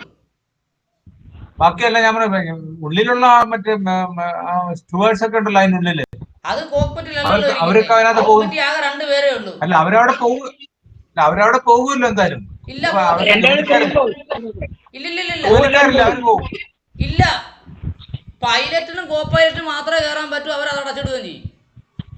അല്ല, കാറ്ററിംഗ് നടത്തുന്ന ഇവരല്ലേ, എൻ്റെ ക്രൂ ആണല്ലോ, അവരെ അവരെ കൊണ്ട് ഭക്ഷണം സെർവ് ചെയ്യും. ഫ്ലൈറ്റ് ഓടിക്കാനല്ലോ കാറ്ററിംഗിന്റെ പർപ്പസ്. ശരി, ഞാനൊരു ചോദിക്കാം. അപ്പൊ ആ പോകുന്ന കാറ്ററിംഗിന് പോകുന്ന വ്യക്തി ഒരു SC ആണെങ്കിൽ അവർക്കൊരു അട്രോസിറ്റി ST ആണോ നല്ലല്ലോ ചോദ്യം. കോക്പിറ്റ് പബ്ലിക് പ്ലേസ് ആണോ എന്നാ ചോദ്യം. ശരി, അപ്പൊ ഞാനൊരു അവിടെ സെർവ് ചെയ്യാൻ പോകുന്ന സമയത്ത് എനിക്കൊരു അട്രോസിറ്റി ഉണ്ടായി, ഞാൻ പിന്നെ എവിടെ പോയി പറയുന്നത്? പബ്ലിക് പ്ലേസിന്റെ കൊടുക്കണ്ടല്ലോ, അല്ലാത്ത വെച്ച് കൊടുത്തൂടെ? അല്ല അവർക്ക് അവിടെയാണോ അവിടെ വെച്ച് കൊടുക്കാൻ അവർ കൊടുക്കുന്നെങ്കിൽ എന്ത് ചെയ്യാൻ പറ്റും? അവർക്ക് വെളി വന്ന് ഞാൻ ഒരിക്കലും നിർവചനത്തിൽ പെടത്തില്ല. ഇനിയിപ്പോ അതിനെ ഞാൻ നമ്മള് പറഞ്ഞത് പബ്ലിക് പ്ലേസ് ആക്കണമെങ്കിൽ ഇനിയിപ്പോ സുപ്രീം കോടതിയിൽ അപ്പീലോ റിവിഷനോ ഒക്കെ ഫയൽ ചെയ്യണം. അതൊക്കെ അത് സംബന്ധിച്ചു അത് കറക്റ്റാണ്. ഞാൻ നേരത്തെ പറഞ്ഞല്ലോ, ഇനി നമ്മളാരും കേസിൽ കൊടുക്കും. ഞാൻ പറഞ്ഞത് ഈ പറയുന്ന മറ്റ് സ്റ്റാഫുകൾ ആരെങ്കിലും പട്ടികക്കാർ ആരെങ്കിലും അവിടെ ഒരു ചായ കൊടുത്ത് ഞാൻ ഒരിക്കലും കണ്ടിട്ടില്ല. വെളിയിൽ വന്ന് അവർ ചായ കുടിക്കുന്നത് ഞാൻ കണ്ടിട്ടില്ല. അവിടെ തന്നെയാണ് കൊടുക്കുന്നത്, അവരവിടെ വാങ്ങി കഴിക്കുന്നത്. അപ്പൊ അവിടെ പോകുമ്പോഴുണ്ടാകുന്ന ഒരു അട്രോസിറ്റിക്ക് ആര് സമാധാനം പറയുന്നത്? അതാണ് ചോദിച്ചത്. അട്രോസിറ്റി അല്ലെന്ന് പറഞ്ഞില്ലല്ലോ, പബ്ലിക് പ്ലേസ് അല്ലെന്നല്ലേ പറഞ്ഞോളൂ. അതെ, പബ്ലിക് പ്ലേസ് അല്ലേ പിന്നെ എന്ത് ചെയ്യുന്ന ചോദിക്കുന്നത്? പബ്ലിക് പ്ലേസ് അല്ലെങ്കിൽ തന്നെ ആ കേസ് നിലനിൽക്കുമല്ലോ. എന്ത് ഒഫൻസ് ചെയ്താലും എന്ത് കേസ് കൊടുത്താലും നമ്മളിപ്പോ സുപ്രീം കോടതിയിൽ ചലഞ്ച് ചെയ്യേണ്ടി വരും. ചലഞ്ച് ചെയ്യേണ്ട സുപ്രീം കോടതി. അതല്ല, പബ്ലിക് പ്ലേസ് അല്ല. ഇപ്പം അയാൾ ആ കൈ കയറി പിടിച്ചു. കൈ കയറി പിടിച്ചാൽ തന്നെ സ്ത്രീകളെ അപമാനിച്ചാൽ IPC വരുന്നതോടൊപ്പം തന്നെ അത് SC/ST സ്ത്രീ ആണെങ്കിൽ അട്രോസിറ്റീസിലും വന്നല്ലോ. വരേണ്ടതാണ്. ആ പബ്ലിക് പ്ലേസ് എന്ന് പറയുന്ന നിർവചനത്തിൽ പെടത്തില്ലെന്നേ ഉള്ളൂ. അത് കോക്പിറ്റിലായതുകൊണ്ട് പബ്ലിക് അട്രോസിറ്റിയിൽ വരില്ല എന്നാണ് പറയുന്നത്. അട്രോസിറ്റീസ് വരത്തില്ലെന്ന് പറഞ്ഞില്ലല്ലോ, പബ്ലിക് പ്ലേസിന് നിർവചനത്തിൽ അത് വായിച്ചു നോക്കിയേ. വായിച്ചു. അല്ല ഒന്നുകൂടി ഉണ്ട്. നിർവചനത്തിൽ വരത്തില്ല എന്ന് പറഞ്ഞിട്ടില്ല, പബ്ലിക് പ്ലേസിന്റെ നിർവചനത്തിൽ വരത്തില്ലെന്നേ പറഞ്ഞുള്ളൂ. ഓക്കെ. അല്ല കോക്പിറ്റിന്റെ അകത്ത് പോവാൻ പറ്റില്ല ഒരാൾക്കും. അത് ക്യാപ്റ്റനും അസിസ്റ്റന്റ് ക്യാപ്റ്റനും മാത്രമേ അതിന്റെ അകത്ത് പോകാൻ പറ്റുള്ളൂ. അങ്ങനെ ഈ ചായ കൊടുക്കുന്ന സമയത്ത് പോണെങ്കിൽ ഇവർ ഫ്രീ ആയിട്ട് ഒരു ബാധ്യത തുറന്നിട്ട് പോകാൻ പറ്റില്ലല്ലോ. ക്യാപ്റ്റനോ അല്ലെങ്കിൽ കോ പൈലറ്റോ പെർമിഷൻ കൊടുത്താൽ മാത്രമേ ആ ഡോർ തുറക്കാൻ പറ്റുള്ളൂ അവരായിട്ട്. അപ്പൊ that means they are giving permission to enter. ആ സമയത്ത് അത് ചായ കൊണ്ടുപോകുന്ന ലേഡീസിനെ അവർ കൈ പിടിച്ച് എടുക്കാൻ പറഞ്ഞാൽ ഒരു പബ്ലിക് പ്ലേസ് ആയിട്ട് ആ സമയം ടൈം അത് കൺവേർട്ട് ആവില്ലേ? സുപ്രീം കോടതി പറഞ്ഞത് ശരിയാണ്, പബ്ലിക് പ്ലേസ് അല്ല. അത് സുപ്രീം കോടതിയിലല്ലേ പറയേണ്ടത്. ഇപ്പോ നിലവിൽ ബൈൻഡിങ് പ്രിൻസിപ്പിള് ഈ കേസ് ഇത് നോക്കൂ. Vamshi Krishna versus Kerala 2017 Indian law officers അല്ലല്ല ഓർഡിനൻസ് KLT 189 എന്ന് പറയുന്ന ജഡ്ജിമെന്റ് പ്രകാരം കോക്പിറ്റ് പബ്ലിക് പ്ലേസ് അല്ല. പബ്ലിക് പ്ലേസ് ആക്കണമെങ്കിൽ എന്ത് ചെയ്യണം? ഒന്നീ പാർലമെന്റ് നിയമനിർമ്മാണം നടത്തണം, അല്ലെങ്കിൽ സുപ്രീം കോടതിയിൽ എന്ത് ചെയ്യണം? അപ്പീലോ റിവിഷനോ റിവ്യൂ ഒക്കെ ഫയൽ ചെയ്യണം, അല്ലേ? അല്ല, സുപ്രീം കോടതി പറഞ്ഞത് തെറ്റില്ല, അവർ പറഞ്ഞത് കറക്റ്റാ. കോക്പിറ്റ് വന്ന് പബ്ലിക് പ്ലേസ് അല്ല. നമുക്ക് അത്രയും ഒരു ഡിസ്കഷൻ ആവശ്യമില്ല. അതിന്റെ റെമഡി ഇത്രയേ ഉള്ളൂ, സുപ്രീം കോടതിയിലോ പാർലമെന്റിലോ സമീപിക്കണം, അത്രയേ ഉള്ളൂ. What is the remedy? ചോദിക്കും, നീ എന്തിനാ കോക്പിറ്റിന്റെ അകത്ത് പോയെന്ന് അവർ ചോദിക്കുക. ചോദ്യം അവിടെ നിൽക്കട്ടെ. What is the remedy? Remedy ഒന്നീ പാർലമെന്റ് നിയമം പാസ്സാക്കണം, അല്ലെങ്കിൽ സുപ്രീം കോടതിയിൽ അടുത്ത റിവ്യൂ പെറ്റീഷൻ കൊടുക്കണം. അതെന്താവുന്നത്? അത് കറക്റ്റ്. അതൊന്ന് ഉള്ളത് കൊണ്ടാണ് ഇപ്പൊ വേറെ വലിയൊരു ബുദ്ധിമുട്ടില്ലാതെ ഫ്ലൈറ്റ് പോയിക്കൊണ്ടിരിക്കുന്നത്. ഇല്ല, എല്ലാവർക്കും കടക്കാനുള്ള പെർമിഷൻ വന്നു കഴിഞ്ഞാൽ പിന്നെ ഫ്ലൈറ്റ് അങ്ങനെ ഫ്രീ ആയിട്ട് പറക്കാൻ പറ്റില്ല. ശരി, അടുത്തത് വകുപ്പ് 3 വിവരിക്കുന്ന പട്ടികജാതി വർഗ നിയമത്തിലെ കുറ്റങ്ങൾ വിവരിക്കുന്നത് പട്ടികജാതി വർഗ അംഗങ്ങളെ സമൂഹത്തിൽ ചെറുതാക്കി കാണിക്കുന്നതും അവരെ അന്തസ്സോടെ ജീവിക്കുന്നതിൽ നിന്നും സ്വ അഭിമാനത്തിൽ നിന്നും തടയുന്ന തരത്തിലുമാണ്. ഈ കുറ്റകൃത്യങ്ങൾ ഒരു പ്രത്യേക തരക്കാരെ രൂപീകരിക്കുന്നതും അതിലെ കുറ്റങ്ങൾ ഇന്ത്യൻ പീനൽ കോഡ് 1860 കുറ്റങ്ങളുമായി താരതമ്യം ചെയ്യാനാവില്ല എന്ന് മജ്ജു ദേവി എതിർ ഓങ്കാർ സിംഗ് അലുവാലിയയും 2017 IPR ACC criminal LJ 2007 KLT 645 എന്ന് പറയുന്ന കേസിൽ പറഞ്ഞു. അവിടെ എന്തുവാ പറഞ്ഞേക്കുന്നേ? ഹലോ, പ്രത്യേക രൂപീകരിക്കുന്നു. അതിലെ കുറ്റങ്ങൾ ഇന്ത്യൻ പീനൽ കോഡ് 1860 കുറ്റങ്ങളുമായി താരതമ്യം ചെയ്യാൻ പിന്നെ വിളിക്കാം. അവിടെ എന്താ പറഞ്ഞേ? വകുപ്പ് 3-ൽ വിവരിക്കുന്ന പട്ടികജാതി വർഗ നിയമത്തിലെ കുറ്റങ്ങൾ വിവരിക്കുന്നത് പട്ടികജാതി വർഗ അംഗത്തെ സമൂഹത്തിൽ ചെറുതാക്കി കാണിക്കുന്നതും അവരെ അന്തസ്സോടെ ജീവിക്കുന്നതിൽ നിന്നും സ്വാഭിമാനത്തിൽ നിന്ന് തടയുന്ന തരത്തിലുമുള്ളതാണ്. ഈ കുറ്റകൃത്യങ്ങൾ പ്രത്യേക തരത്തിൽ രൂപീകരിക്കപ്പെടുന്നതും അതുകൊണ്ട് അതിലെ കുറ്റം ഇന്ത്യൻ പീനൽ കോഡിലെ 1860 കുറ്റങ്ങളുമായി താരതമ്യം ചെയ്യാനാവില്ല. ഇതൊരു പ്രത്യേക തരം കുറ്റമാണ് എന്ന് ഏതിൽ പറഞ്ഞു? സുപ്രീം കോടതി 2017 വിധിന്യായത്തിൽ പറഞ്ഞു. എന്ന് പറഞ്ഞാൽ സാധാരണ കുറ്റകൃത്യം പോലെ SC/ST ആക്ടിലെ കുറ്റം കണക്കാക്കണമെന്ന് പറയുന്ന വാദത്തിന് ഇത് ജാതിപരമായ കുറ്റകൃത്യമാണ്, SC/ST ആക്ടിലെ കുറ്റമല്ല എന്ന് സ്ഥാപിക്കുന്നതിന് വേണ്ടി സുപ്രീം കോടതിയുടെ വിധിന്യായമാണ് അത് പറഞ്ഞത്. മനസ്സിലായി കാണുമെന്ന് വിശ്വസിക്കുന്നു.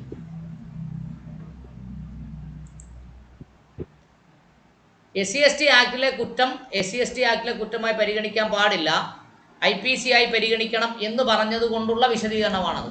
ഇപ്പോൾ ഈ കേസ് നിയമം നമ്മുടെ ട്യൂട്ടർമാർ എക്സ്പ്ലെയിൻ ചെയ്തില്ലെങ്കിൽ കാര്യം കൃത്യമായി ആർക്ക് മനസ്സിലാകില്ല? പഠിതാക്കൾക്ക് മനസ്സിലാകത്തില്ല. അതുകൊണ്ട് നമ്മൾ കേസ് എഴുതുമ്പോഴും അതിൻ്റെ വ്യത്യാസം ഉണ്ടാവും. പരാതി എഴുതി കൊടുക്കുമ്പോഴേ നോക്കൂ. അടുത്തത് മുൻകൂർ ജാമ്യം. SC/ST ആക്ടിന് മുൻകൂർ ജാമ്യം കൊടുക്കാൻ പാടുണ്ടോ ഇല്ലയോ എന്നതാണ് ക്വസ്റ്റ്യൻ. കുറ്റാരോപിതരെ പ്രഥമ ദൃഷ്ട്യാ കേസ് നിലനിൽക്കുന്നതിനെതിരെ മുൻകൂർ ജാമ്യം കുറ്റാരോപിതത്തിനെതിരെ അനുവദിക്കുന്നതിൽ, അതും പട്ടിക വർഗ അതിക്രമം തടയൽ നിയമം 1989 വകുപ്പ് 18 പറയുന്ന നിരോധനം കണക്കിലെടുക്കുമ്പോൾ വ്യക്തമായ നിരോധനമുണ്ട്. എന്ന് പറഞ്ഞാൽ SC/ST ആക്ട് പ്രകാരം ഒരു FIR ഫയൽ ചെയ്താൽ മുൻകൂർ ജാമ്യം കൊടുക്കാൻ പാടില്ല എന്നാണ് ആ നിയമത്തിൽ പറഞ്ഞിരിക്കുന്നത്. മനസ്സിലായി കാണുമല്ലോ. പിന്നെ എന്തുകൊണ്ടാണ് പല കേസുകളിലും മുൻകൂർ ജാമ്യം കിട്ടുന്നത്? മുൻകൂർ ജാമ്യത്തിന് അവർ കേസ് കൊടുക്കുമ്പോൾ നമുക്കൊരു പെറ്റീഷൻ അയച്ചു തരും. നമ്മൾ പോകുകയല്ല കോടതി, നമ്മൾ കക്ഷത്ത് വെച്ചുകൊണ്ട് നടക്കും. നമ്മൾ കോടതി ഹാജരാകാതെ വരുമ്പോൾ 90 ദിവസം കഴിയുമ്പോൾ ഓട്ടോമാറ്റിക് ജാമ്യം കൊടുക്കും. നമ്മളെ കൂടെ ഒരു ലൈവ് എക്സാമ്പിൾ പറയാം. ഒരു കേസില് പിന്നെ അട്രോസിറ്റി കേസില് അറസ്റ്റ് ചെയ്ത് അവിടെ കോടതിയിലെ ഫസ്റ്റ് ഹിയറിംഗിൽ ചെന്നപ്പോ പിന്നെ പബ്ലിക് പ്രോസിക്യൂട്ടറോട് അവർ പറഞ്ഞ അങ്ങനെയാണ് ഇങ്ങനെയാണ് പറഞ്ഞു പബ്ലിക് പ്രോസിക്യൂട്ടർ എന്താണ് ഇവർ പറയുന്നത്, അങ്ങനെ കൊടുക്കാൻ പാടില്ലാത്തതാണ്. പബ്ലിക് പ്രോസിക്യൂട്ടർ എന്താ ഒന്നും പറയാത്തത്, പബ്ലിക് പ്രോസിക്യൂട്ടർ വെറുതെ മിണ്ടാതെ വായടത്തി നിന്നു. അതെ, വായടത്തി നിന്നപ്പോ എന്തുണ്ടായി?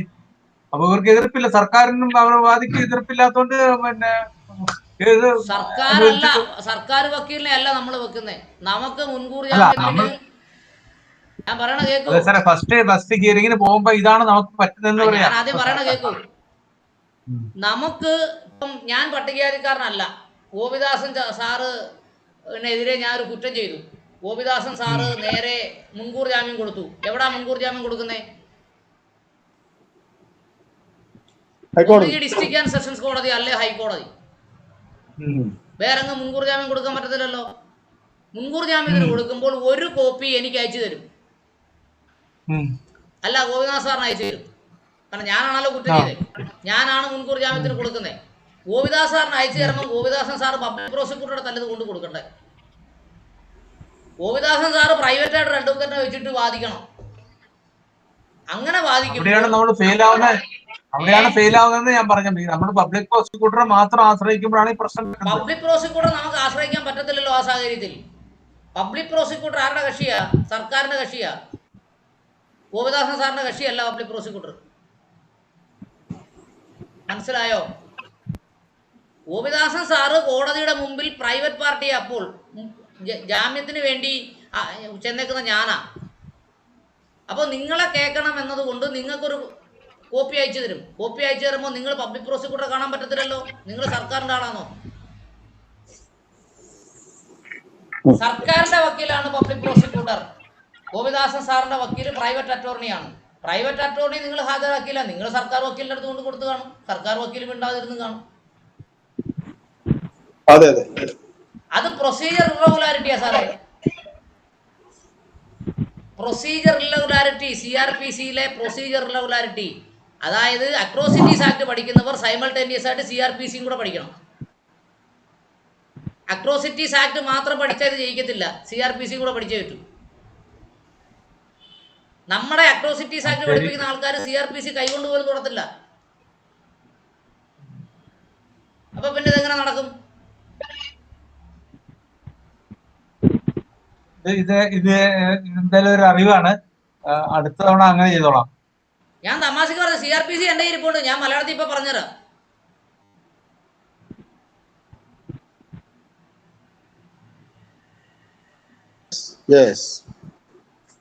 അപ്പൊ നമ്മൾ കൃത്യമായി മനസ്സിലാക്കുക, മുൻകൂർ ജാമ്യത്തിന് വേണ്ടി അട്രോസിറ്റീസ് ആക്ടിനെതിരെ ഒരാൾ വന്നാൽ നമുക്കൊരു കോപ്പി കിട്ടും. കോപ്പി എടുത്ത് നമ്മൾ റേഷൻ കാർഡിനകത്ത് വെക്കുക അല്ല വേണ്ടത്. അന്ന് തന്നെ ഒരു അഡ്വക്കറ്റിനെ കണ്ടിട്ട് വക്കാലത്തവിടെ വെക്കുകയും കൗണ്ടർ ഫയൽ ചെയ്യുകയും ചെയ്യണം. കൗണ്ടർ ഫയൽ ചെയ്യണം. അടുത്തത്, സംസ്ഥാന സർക്കാരിന് മേൽച്ചട്ടം 7-ൽ നിന്നും ഒഴിവ് നൽകുവാൻ അധികാരമുള്ളതും അന്വേഷണം നടത്തപ്പെടാത്തതിനാൽ അതും ഒരു പോലീസ് ഡെപ്യൂട്ടി സൂപ്രണ്ടിൽ കുറയാത്ത റാങ്കുള്ള ഒരു ഉദ്യോഗസ്ഥൻ അന്വേഷിക്കേണ്ടത്, അതിൽ താഴെയുള്ള ഉദ്യോഗസ്ഥൻ അന്വേഷിക്കാൻ അനുവദിച്ച് അധികാരം നൽകാൻ സർക്കാരിന് അധികാരമുണ്ട്. അപ്പോൾ നമ്മളിപ്പം എല്ലാവരും വിചാരിച്ചു വെച്ചേക്കുന്നത് എന്താ, DYSP റാങ്കിൽ കുറയാത്തയാൾ അന്വേഷിച്ചാൽ പ്രൊസീജിയർ ഇറഗുലാരിറ്റി ആണെന്നാണ്. അത് തെറ്റാ. DYSP റാങ്കിൽ കുറയുന്ന ഒരാൾ അന്വേഷിക്കുന്നതിന് വേണ്ടി DYSPക്ക് കൊടുക്കാൻ അധികാരമുണ്ട്. അപ്പോൾ മണിയപ്പ സാറ് DYSP ആണെന്ന് കരുതുക. മണിയപ്പ സാറിൻ്റെ പരിധിയിൽ എന്തില്ല, DYSPക്ക് ഒഴിവില്ല, ഒരു ദിവസം പോലും അന്വേഷിക്കാൻ പറ്റത്തില്ല. അപ്പം അന്വേഷിക്കണ്ടേ? അപ്പോൾ ആ സാഹചര്യത്തിൽ മണിയപ്പ സാറിന് by writing and warrant under his hand, warrant എന്ന് പറഞ്ഞാൽ എന്താ, നീ പോയി ചെയ്യണമെന്ന് പറഞ്ഞ് എഴുതി തയ്യാറാക്കി സീലും വെച്ച് കൊടുക്കുന്ന സാധനത്തിനാണ് വാറണ്ട് എന്ന് പറയുന്നത്.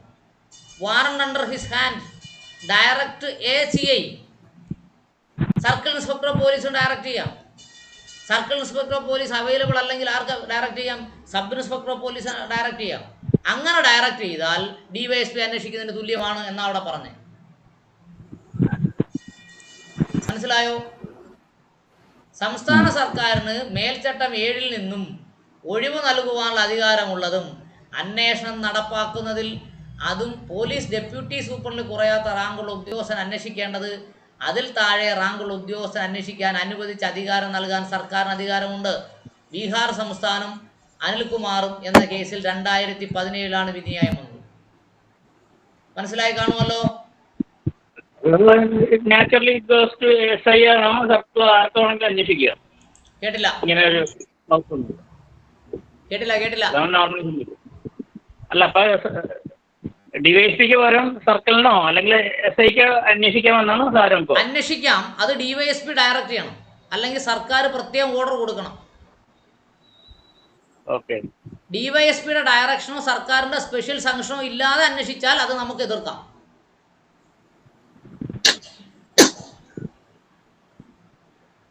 അപ്പോൾ നമ്മൾ മനസ്സിലാക്കിയിരിക്കുന്ന രീതിയിലല്ല കാര്യങ്ങൾ.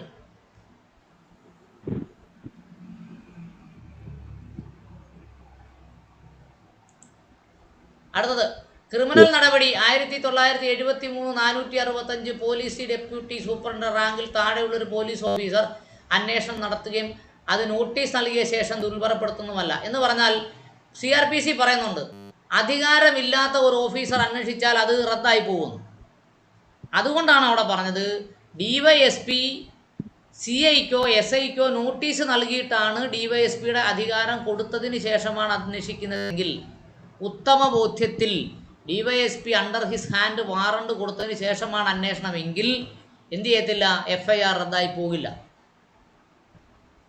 DYSPയോ സർക്കാരോ നേരിട്ട് നിർദ്ദേശം കൊടുക്കാതെ DYSPയിൽ താഴെ റാങ്കുള്ള ഉദ്യോഗസ്ഥൻ അന്വേഷിച്ചാൽ FIR റദ്ദായി പോകും. ഓക്കെ.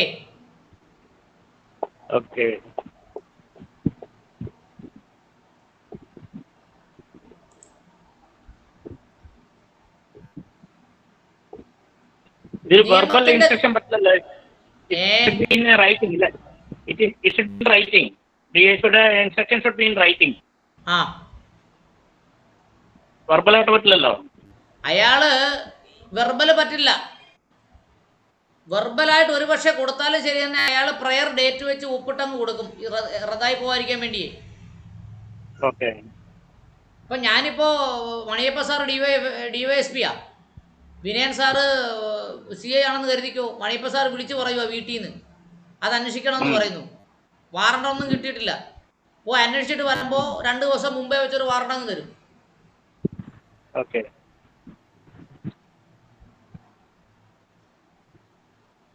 ഓക്കെ. ഓക്കെ. അപ്പം നമ്മൾ ശരിക്കും സംഘടനാ പ്രവർത്തനം നടത്തുമ്പോൾ ഈ കാര്യങ്ങളുടെ നൂലാമാലകൾ മനസ്സിലാക്കിക്കൊണ്ട് ഇടപെട്ടാലേ ശരിക്കും ഇടപെടാൻ പറ്റും.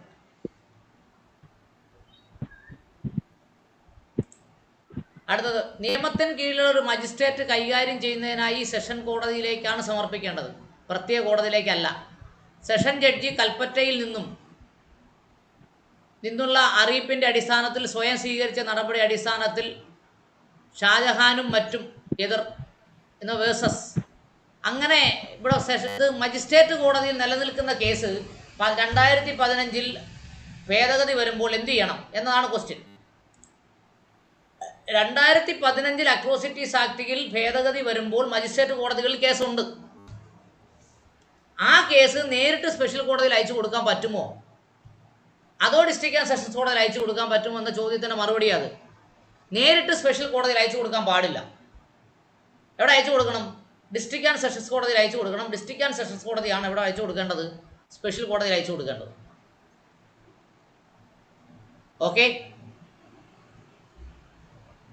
അട്രോസിറ്റീസ് ആക്ടുമായി ബന്ധപ്പെട്ട് ക്ലാസ് എടുക്കാൻ പോകുമ്പോൾ ഇതൊക്കെ ശ്രദ്ധിക്കണം.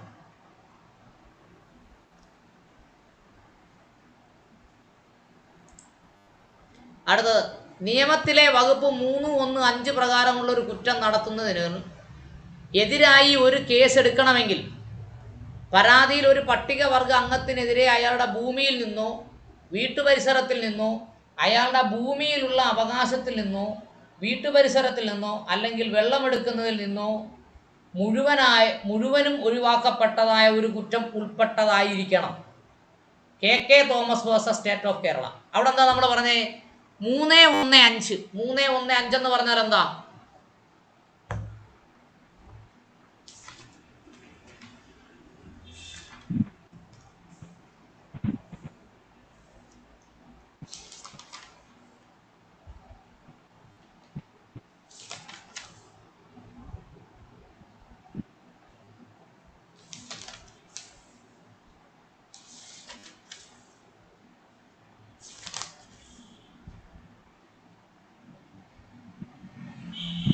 മൂന്നേ 1-5 എന്ന് പറഞ്ഞാൽ അയാളെ പുഴയിൽ നിന്നും ഈ വെള്ളമെടുക്കുന്നതിനെ തടയുന്ന കുറ്റമാണ്.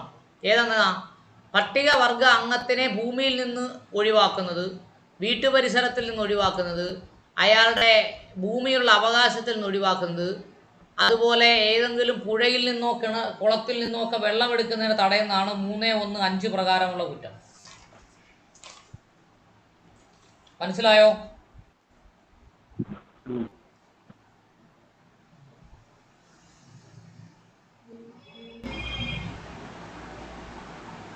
അങ്ങനെ 315 പ്രകാരമുള്ള കുറ്റത്തിൽ നിന്ന് ഒഴിവാക്കുന്നതായി FIR ഇടണമെങ്കിൽ അയാളെ പൂർണ്ണമായും തടയണം. ഭാഗികമായി തടഞ്ഞാൽ ആ കുറ്റം നിലനിൽക്കത്തില്ല എന്നാണ് പറഞ്ഞത്. മനസ്സിലായി കാണും അല്ലേ?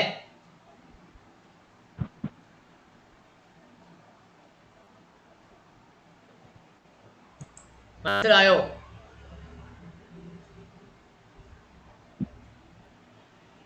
അല്ല, ഭാഗികമായെന്ന് പറഞ്ഞാൽ എന്താ ഉദ്ദേശിക്കുന്നത്? ഭാഗികമായെന്ന് പറഞ്ഞാൽ പുഴയിൽ നിന്ന് വെള്ളം എടുക്കരുതെന്ന് ഒരു ദിവസം പറഞ്ഞു, പിറ്റേന്ന് മുതൽ വെള്ളം എടുക്കുന്നു, ഒരു ദിവസം മാത്രമേ തടഞ്ഞുള്ളൂ, അത് കുറ്റമല്ലെന്ന്.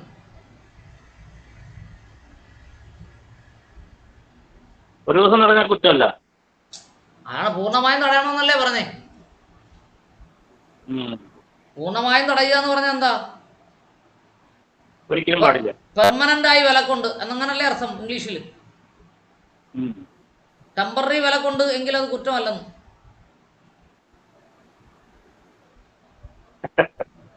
അല്ല, അത് പെർമനന്റ് ആയിട്ട് വിലക്കിയിരിക്കണം നമ്മൾ അങ്ങോട്ട് പരാതിയിൽ പറഞ്ഞാൽ അങ്ങനെ അല്ലാന്ന് അവർ തെളിയിച്ചോളൂ. അതാണ് പറയുന്നത്. ഇതൊക്കെ നമ്മൾ ഇങ്ങനെ നോക്കിയിരിക്കേണ്ട കാര്യമല്ല, നമുക്ക് ചെയ്യാനുള്ള നമ്മൾ ചെയ്യുക. അത് തന്നെ. പെർമനന്റ് ആയിട്ട് വിളിക്കുന്നത് കൊടുക്കുക. പിന്നല്ലാതെ അതെ, അതെ. അത്രയുള്ള കാര്യം. അടുത്തത് 3, അത്രയൊന്നും 1, ചെയ്ത് 4. അറിയാമല്ലോ, നിയമം ഉള്ളതല്ലേ ചെയ്യത്തുള്ളൂ.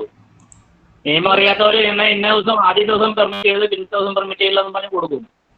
ആ അതാണ് 3, പക്ഷെ ഇപ്പൊ 1, നിയമം 4 അറിയുന്നുണ്ട്. പറയുന്ന ഒരു കുറ്റമായി കണക്കാക്കണമെങ്കിൽ പരാതിയിൽ ഒരു പട്ടികജാതി അല്ലെങ്കിൽ പട്ടികവർഗ വിഭാഗത്തിലെ അംഗത്തിന് യോഗ്യതയുള്ള ഒരു അധികാരി അനുവദിച്ചു നൽകിയതോ സ്വന്തമായുള്ളതോ അനുവദിച്ച് നൽകപ്പെട്ടതോ ആയ ഭൂമി തെറ്റായി കൈവശപ്പെടുത്തുകയോ അല്ലെങ്കിൽ കൃഷി ചെയ്യുകയോ ചെയ്തുവെന്ന് രേഖാമൂലം ആരോപണം ഉന്നയിക്കേണ്ടതാണ്.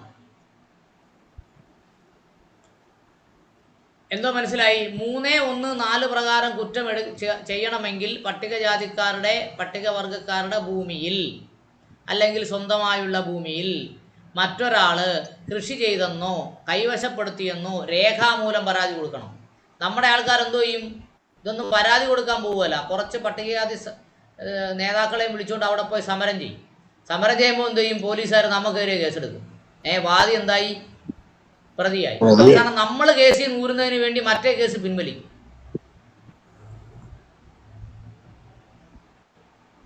ഞാൻ പറഞ്ഞെന്താന്ന് മനസ്സിലായോ? എനിക്കങ്ങനെ നേരിട്ട് അനുഭവമുള്ളൊരു സംഭവമുണ്ട്. മലപ്പുറം ജില്ലയിൽ പെരിന്തൽമണ്ണ പോലീസ് സ്റ്റേഷൻ്റെ അതിർത്തിയിൽ, പെരിന്തൽമണ്ണയെന്ന് തോന്നുന്നു, പോലീസ് സ്റ്റേഷൻ്റെ അതിർത്തിയിൽ ഒരു സംഭവം ഉണ്ടായി. പട്ടികജാതിക്കാരുടെ ശ്മശാനം ഒരു മുസ്ലിം കയ്യേറി. നമ്മുടെ ആൾക്കാർ കേസിനും പരാതിക്കും ഒന്നും പോയില്ല. നമ്മുടെ ഒരാൾ മരിച്ചപ്പോൾ ആ ശവവും കൊണ്ട് അവൻ്റെ പറമ്പിൽ പോയി കുഴി കുത്തി, അവൻ്റെ പറമ്പിലല്ല, ഈ ശ്മശാനത്ത് പോയി കുഴി കുത്തി മൂടാൻ ശ്രമിച്ചു. അവർ പോലീസിനെ കൊണ്ടുവന്നു. നമ്മൾ ജയ് ഭീം വിളിച്ചുകൊണ്ട് അവിടെ മുദ്രാവാക്യം വിളിച്ചു. എല്ലാവർക്കും അടിയും കൊണ്ട് ശവം അവിടെ കളഞ്ഞിട്ട് ഓടി. ഇത് നടന്ന സംഭവമാണ്. എന്നിട്ട് എന്ത് ചെയ്തു? അവസാനം RDO ഒക്കെ ഇടപെട്ടു. ശവം മെഡിക്കൽ കോളേജിലെങ്ങാണ്ട് കൊണ്ടുവച്ചു. 4 ദിവസം കഴിഞ്ഞപ്പോൾ പട്ടികജാതിക്കാരുടെ കേസ് പിൻവലിക്കാമെന്ന് ധാരണയായി. ശവം എടുത്തുകൊണ്ട് പോയി മറവ് ചെയ്ത്. അവർക്കിപ്പം കേസ് പിൻവലിച്ചാൽ മതി, ഭൂമി വേണ്ട. ആ ഭൂമിക്ക് വേണ്ടി കേസ് കൊടുത്തിരുന്നെങ്കിലോ സമരം ചെയ്യാതെ? സാറേ അതിൽ ഞാൻ മനസ്സിലാക്കിയെന്തറിയോ, ആ അവർക്ക് മുന്നോട്ട് പോകണം എന്നുള്ള, ഞാൻ പെരുന്തമണ്ണ പറയുമ്പോ എന്റെ 10 കിലോമീറ്റർ പരിധിന്റെ ഉള്ളിലുള്ള സ്ഥലമാണ്. ഇങ്ങനത്തെ വിഷയങ്ങൾ അവിടെ ഒത്തിരി ഉണ്ട്. എന്താ വെച്ചാല് ഇവിടെ സംഘടിത സമൂഹമുണ്ട്, ഇത് SC ST അല്ലാത്തത്.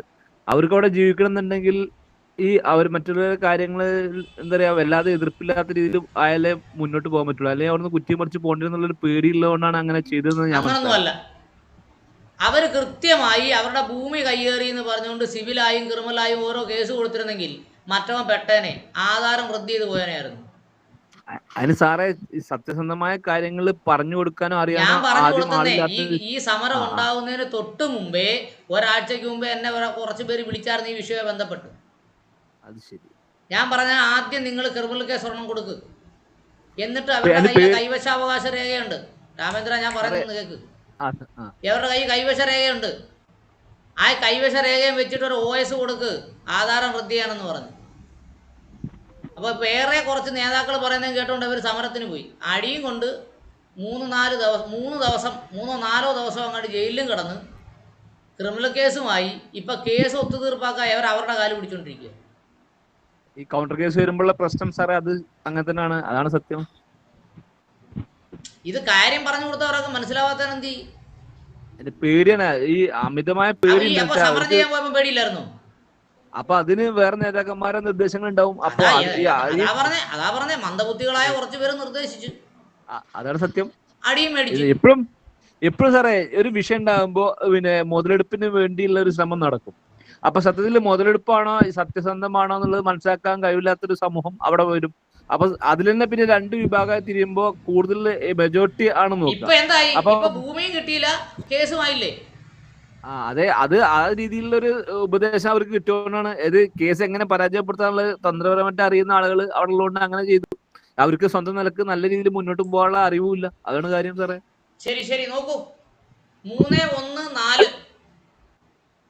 3-1-4 പറയുന്ന ഒരു കുറ്റമായി കണക്കാക്കണമെങ്കിൽ പരാതിയിൽ പട്ടികജാതി അല്ലെങ്കിൽ പട്ടികവർഗ വിഭാഗത്തിലെ അംഗത്തിന് യോഗ്യതയുള്ള ഒരു അധികാരി അനുവദിച്ച് നൽകുകയോ സ്വന്തമായുള്ളതോ അനുവദിച്ചു നൽകിയതോ ആയ ഭൂമി തെറ്റായി കൈവശപ്പെടുത്തുകയോ അല്ലെങ്കിൽ കൃഷി ചെയ്യുകയോ ചെയ്തുവെന്ന് രേഖാമൂലം ആരോപണം ഉന്നയിക്കണം. ഇപ്പൊ രേഖാമൂലം ആരോപണം ഉന്നയിക്കാതെ പോയി സമരം ചെയ്താൽ കിട്ടത്തില്ലെന്നായി പറഞ്ഞേ. പറഞ്ഞെന്താന്ന് മനസ്സിലായോ? അല്ല, പക്ഷെ ഇവരുടെ രേഖ ഉണ്ടെന്നല്ലേ പറഞ്ഞ, ഭൂമിയുടെ കൈവശ രേഖ ഉണ്ടെന്നല്ലേ പറഞ്ഞ. ആ രേഖ വെച്ചോണ്ട് എനിക്ക് സാറിന് കേസ് പോകാൻ പറ്റൂ? അല്ല, അത് വെച്ചിട്ട് കേസ് ഫയൽ ചെയ്യാൻ പറ്റില്ല ഇപ്പോഴും. അത് തന്നെ ഞാൻ ചോദിച്ചേ, എനിക്ക് സാറിനും പറ്റുമോ? നമുക്ക് പറ്റില്ല. അവര് പോകുന്നില്ല, അവർക്ക് മറ്റേ കേസിൽ ഊരി കിട്ടിയാൽ മതി. അത് ശരി, ഇപ്പോഴും അവര് കേസിന് പോകാൻ തയ്യാറില്ല. അല്ല, അവർ കേസിന് പോകാൻ തയ്യാറല്ല. അവർക്ക് ഈ കേസിൽ നിന്ന് ഊരി ഇവർക്കെതിരെയുള്ള ക്രിമിനൽ കേസിൽ നിന്ന് എങ്ങനെയെങ്കിലും ഊരി കിട്ടിയാൽ മതി. അപ്പൊ എങ്ങനെയുണ്ട്, കൊള്ളാമോ? അതാണ് നമ്മൾ കേരളത്തിൽ അല്ലെങ്കിൽ ഇന്ത്യയിൽ സ്വാതന്ത്ര്യം കിട്ടി 74 വർഷം സംഘടനാ പ്രവർത്തനം നടത്തിയതിന്റെ റിസൾട്ട്. മനസ്സാറേ വണക്കം. അല്ല, നമ്മുടെ ലീഡേഴ്സ് എല്ലാം ലെറ്റർ ഹെഡിലെ പേര് വരാൻ മാത്രം നടക്കുന്നത്. അതിനെക്കുറിച്ച് ഞാൻ അഭിപ്രായം പറയുന്നില്ല. ഞാൻ പറഞ്ഞത് 74 വർഷം കൊണ്ട് നമ്മുടെ ആൾക്കാർ സംഘടനാ പ്രവർത്തനം നടത്തിയപ്പോൾ മാസത്തിൽ ഒരു തവണ അട്രോസിറ്റീസ് ആക്ട് കൃത്യമായിട്ട് പഠിപ്പിച്ചാൽ മതിയായിരുന്നു. എല്ലാ ദിവസവും പഠിപ്പിക്കണമെന്ന് ഞാൻ പറയുന്നില്ല. ഇപ്പൊ വാളയാർ കേസ് തന്നെ നാഷണൽ കമ്മീഷൻ ഇവിടെ വന്നപ്പോൾ അവരെ കൊണ്ട് ട്രിവാൻഡ്രത്തേക്ക് വരുന്നത്. അപ്പൊ നമുക്കറിയാലോ എങ്ങനെയൊക്കെ അല്ല സാറേ, കൃത്യമായി നിങ്ങൾ ഇത് ഈ പാലക്കാട് കേസ് പഠിച്ചാൽ, വാളയാർ കേസ് എന്നാലും പറയുന്നത്, ഞാൻ പാലക്കാടെന്നേ പറയുന്നുള്ളൂ. പാലക്കാട് കേസ് പഠിച്ചാൽ അതിന്റെ പ്രശ്നം എന്താ? FIR ഓർഡർ ചെയ്യുന്നതിന് വേണ്ടി നമ്മുടെ ആൾക്കാരൊന്നും ചെയ്തില്ല. നമ്മുടെ ആൾക്കാർ തെരുവിൽ ജാഥ നടത്തിയതേ ഉള്ളൂ. ആ വിഷയം ബന്ധപ്പെട്ട് എന്നെ കുറച്ച് പേര് വിളിച്ചപ്പോൾ ഞാൻ പറഞ്ഞു, നിങ്ങൾ ഇതൊന്നും ചെയ്തിട്ട് ഒരു കാര്യമില്ല. FIR ട്രയൽ തുടങ്ങുന്നതിന് മുമ്പ് FIR ഓർഡർ ചെയ്യാൻ വേണ്ടി പെറ്റീഷൻ കൊടുക്കണം. ഹൈക്കോടതി പെറ്റീഷൻ കൊടുക്കാന്ന് പറഞ്ഞു. ഈ ജഡ്ജിമെന്റ് വായിച്ച ആരെങ്കിലും ഉണ്ടോ ഇതിനകത്ത്? കൊലപാതകത്തിനെ കുറിച്ച് ചാർജ് ഇല്ല, ആത്മഹത്യക്കേ ചാർജ് ഉള്ളൂ. പിന്നെ എങ്ങനെ കേസ് നിൽക്കും? ആത്മഹത്യ പ്രേരണ മാത്രമേ ചാർജിലുള്ളൂ, കൊലപാതകം ചാർജിലില്ല. ആദ്യം ഞാൻ പറയുന്നത്, നിങ്ങൾ ആ ജഡ്ജിമെന്റ് എടുത്ത് വായിച്ചു നോക്കൂ. ഇനിയിപ്പോ ഒരു അന്വേഷണം വന്നാലും എന്തിനാ കൊലപാതകത്തിന് ചാർജ് ഇല്ലാതെ അന്വേഷണം വന്നിട്ട് എന്താ കാര്യം? ഇനി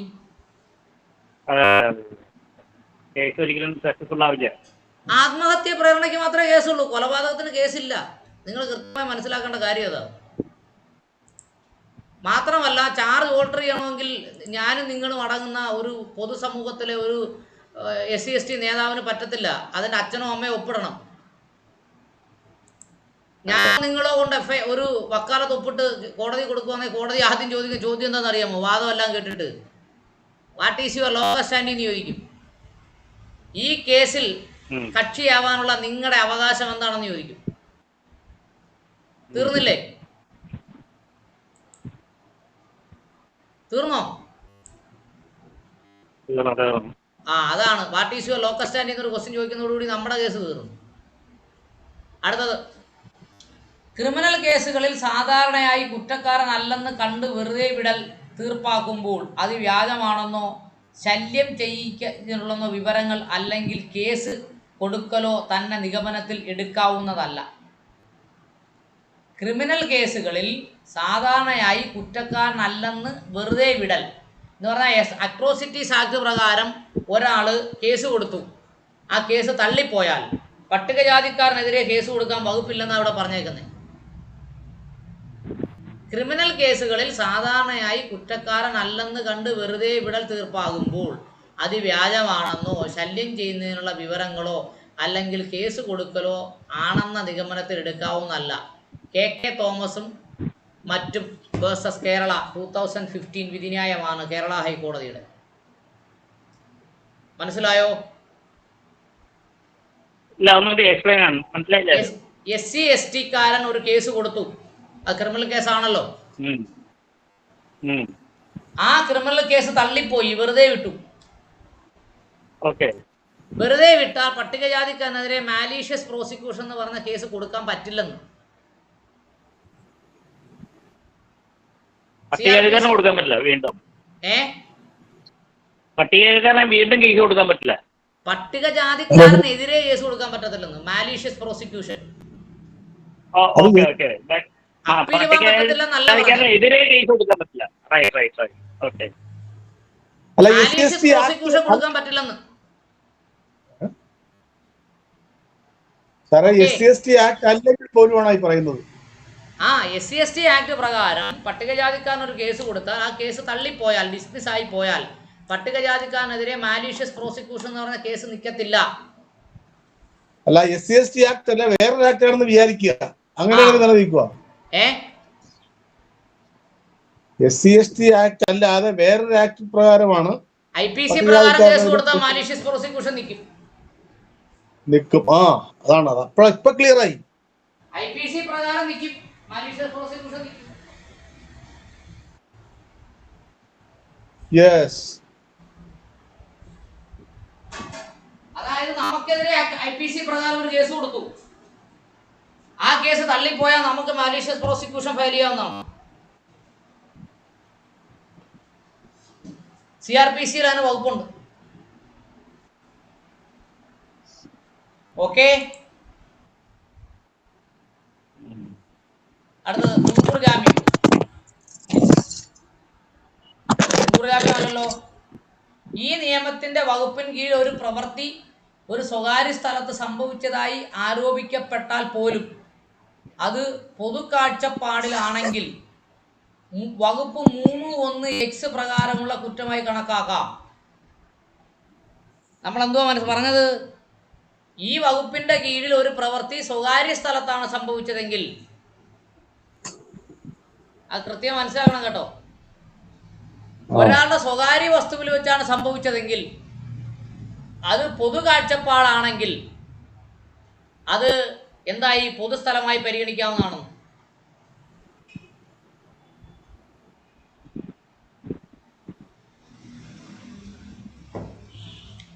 മനസ്സിലായോ? ഇല്ല. എന്റെ പറമ്പിനകത്ത് വെച്ചുകൊണ്ട് ഒരു അട്രോസിറ്റി നടന്നു. ഓക്കെ. എന്റെ പറമ്പിന് ചുറ്റുമതിലൊന്നും ഇല്ല,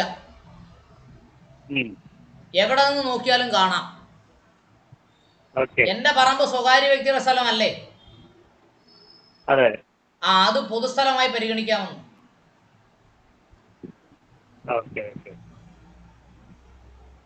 മനസ്സിലായി? മനസ്സിലായി. ഓക്കെ. ഓക്കെ. യെസ്. അടുത്തത്. ഹലോ. യെസ്. പൊതു ഒരു സ്വകാര്യ വ്യക്തിയുടെ സ്ഥലത്ത് വെച്ചാണ് ഈ സംഭവം ഉണ്ടായത്.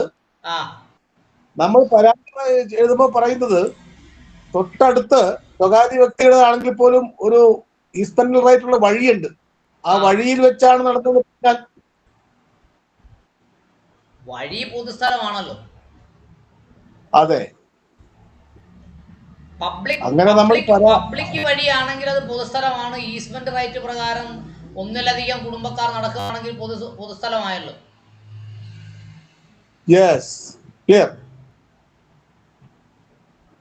അപ്പൊ അവിടെ വെച്ചാണ് നടന്നു പറയണം.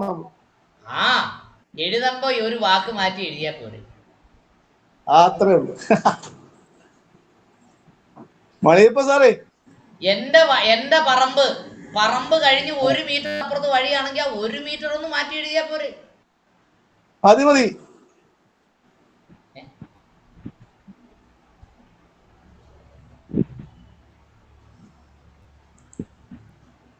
യെസ്. അടുത്തത് മുൻകൂർ ജാമ്യം. നിയമത്തിന് കീഴിൽ രജിസ്റ്റർ ചെയ്യപ്പെട്ട കുറ്റപ്രകാരമുള്ള ഒരു കേസിൽ മുൻകൂർ ജാമ്യത്തിനായുള്ള ഒരു അപേക്ഷയിൽ പ്രഥമ ദൃഷ്ട്യാ ഒരു കുറ്റം നടന്നതായി കണക്കാക്കപ്പെടുന്നെങ്കിൽ ഒഴികെ പരിഗണിക്കാവുന്നതല്ല. വകുപ്പ് 18 പ്രകാരമുള്ള നിരോധനം പോലീസ് കുറ്റകൃത്യം രജിസ്റ്റർ ചെയ്യപ്പെട്ടത് എന്നത് മാത്രം പരിഗണിച്ച് മറികടക്കാനല്ലാത്തതും എന്നാൽ കുറ്റം നടന്ന സംബന്ധിച്ച പരാതിക്കാരൻ്റെ ആരോപണങ്ങൾ കൂടി പരിഗണിച്ചിട്ടായിരിക്കണം. ഇവിടെയാണ് മുൻകൂർ ജാമ്യം കൊടുക്കുന്നത് കുറ്റക്കാരന് നോട്ടീസ് അയക്കണമെന്ന് പറഞ്ഞത്. മുൻകൂർ ജാമ്യം കൊടുക്കുന്ന സമയത്ത് വിക്ടിം എന്ന് പറഞ്ഞാൽ ആരാ? ഇരയ്ക്ക് നോട്ടീസ് അയച്ച് ഇരയുടെ വാദം കൂടി കേട്ടതിന് ശേഷം മാത്രമേ മുൻകൂർ ജാമ്യം കൊടുക്കാവൂ എന്ന് പറയുന്ന ഭാഗമാണിത്. അപ്പോൾ മുൻകൂർ ജാമ്യം കൊടുക്കുന്നതിന് മുമ്പേ ഇരയെ കേൾക്കുന്നതിന് വേണ്ടിയുള്ള അവസരം ആര് കൊടുത്തിട്ടുണ്ട്? നിയമം കൊടുത്തിട്ടുണ്ട്. നമ്മൾ ഈ സമയത്ത് എന്ത് കിട്ടും? ഈ നോട്ടീസ് കിട്ടുമ്പം ഇതും മേടിച്ച് കഷത്ത് വെച്ചുകൊണ്ട് നടക്കും. ഞാൻ സത്യസന്ധനാണ്, എനിക്കൊരു കോടതിയിലും പോകാൻ പറ്റത്തില്ല, എനിക്ക് സമയമില്ല, കൂലിപ്പണിക്ക് പോകണമെന്ന് പറയും. മറ്റവൻ സുഖസുന്ദരമായിട്ട് മുൻകൂർ ജാമ്യം മേടിച്ചുകൊണ്ട് തേരാപ്പാരാ നടക്കും. എന്നിട്ട് വല്ല ചാനലിലും കയറിയിരുന്ന് പറയും അവന് മുൻകൂർ ജാമ്യം മേടിച്ചുകൊണ്ട് വിലസി നടക്കുക എന്ന് പറയും. മനസ്സിലായോ? അപ്പോൾ മുൻകൂർ ജാമ്യം കിട്ടുമ്പോൾ നമുക്ക് ജില്ലാ കോടതിയിൽ നിന്നും നമുക്ക് ഹൈക്കോടതിയിൽ നിന്ന് അയച്ച നോട്ടീസ് എന്ത് ചെയ്യേ? അത് രണ്ട് എൻ്റെ വീട്ടിൽ ഇരിപ്പുണ്ട്. ഇതാണ് നമ്മുടെ അവസ്ഥ. കാര്യം എന്താ? എഡ്യൂക്കേറ്റ്, അജിറ്റേറ്റ്, ഓർഗനൈസ് എന്ന് പറഞ്ഞ പരിപാടി നമ്മൾ ചെയ്തിട്ടില്ല. No education, no agitation, only organisation.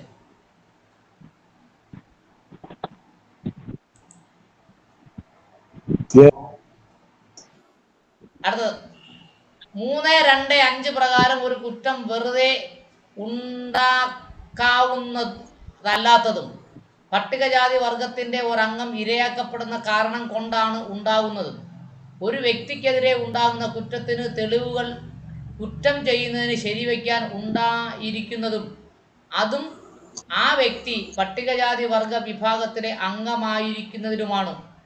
അതുകൊണ്ടാണ് എന്ന് പറഞ്ഞാൽ SC/ST ആക്ട് പ്രകാരം കുറ്റം ഉണ്ടാകുന്നത്, SC/ST ആക്ട് പ്രകാരം പറയുന്ന ഒരു കുറ്റം ഉണ്ടാകുന്നത് അയാൾ പട്ടികജാതിക്കാരനായത് അല്ലെങ്കിൽ പട്ടിക വർഗക്കാരനായത് കൊണ്ടാണ് അത്തരം കുറ്റങ്ങൾ അവരുടെ മേളിൽ ചെയ്യുന്നത്.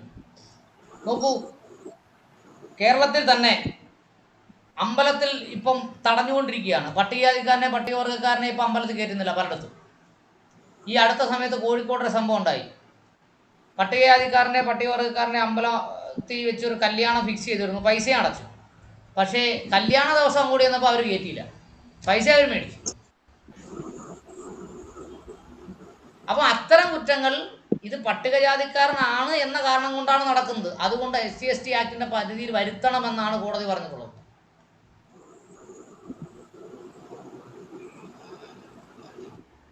അല്ല, ഇപ്പൊ അതിന്റെ പരിധിയിലല്ലേ അത്?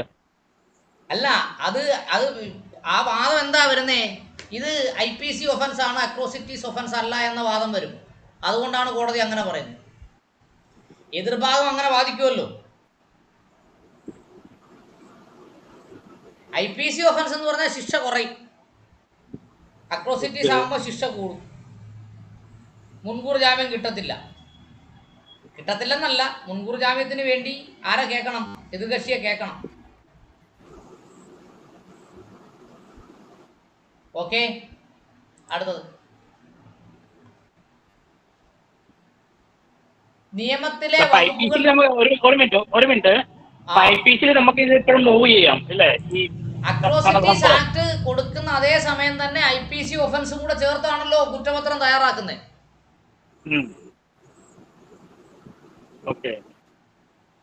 അത് നമ്മൾ മുമ്പേ പറഞ്ഞല്ലോ, അട്രോസിറ്റീസ് ആക്ട് എവിടെയൊക്കെ പ്രയോഗിക്കുന്നു അവിടെ IPC ഒഫൻസും കൂടെ ചേർക്കണം. അല്ല, ഇതിപ്പോ അട്രോസിറ്റി അല്ലല്ലോ, മാരേജ് തടഞ്ഞ അട്രോസിറ്റി അല്ലല്ലോ. ആണല്ലോ, ആണോ? അമ്പലത്തിൽ പട്ടികജാതിക്കാരെ തടഞ്ഞ അട്രോസിറ്റീസ് ആയില്ലേ? ഓക്കെ, അതാ ഞാൻ ചോദിച്ചത്. ആണ്, എല്ലാ ജാതികൾക്കും പ്രവേശിക്കാൻ പറ്റുന്ന സ്ഥലത്തു നിന്ന് പട്ടികജാതിക്കാരെ തടഞ്ഞാൽ അത് അട്രോസിറ്റീസ് ആക്ടിന്റെ പരിധിയിൽ പെടും. നമ്മൾ ഇന്നലെ പറഞ്ഞില്ലേ? ഓക്കെ,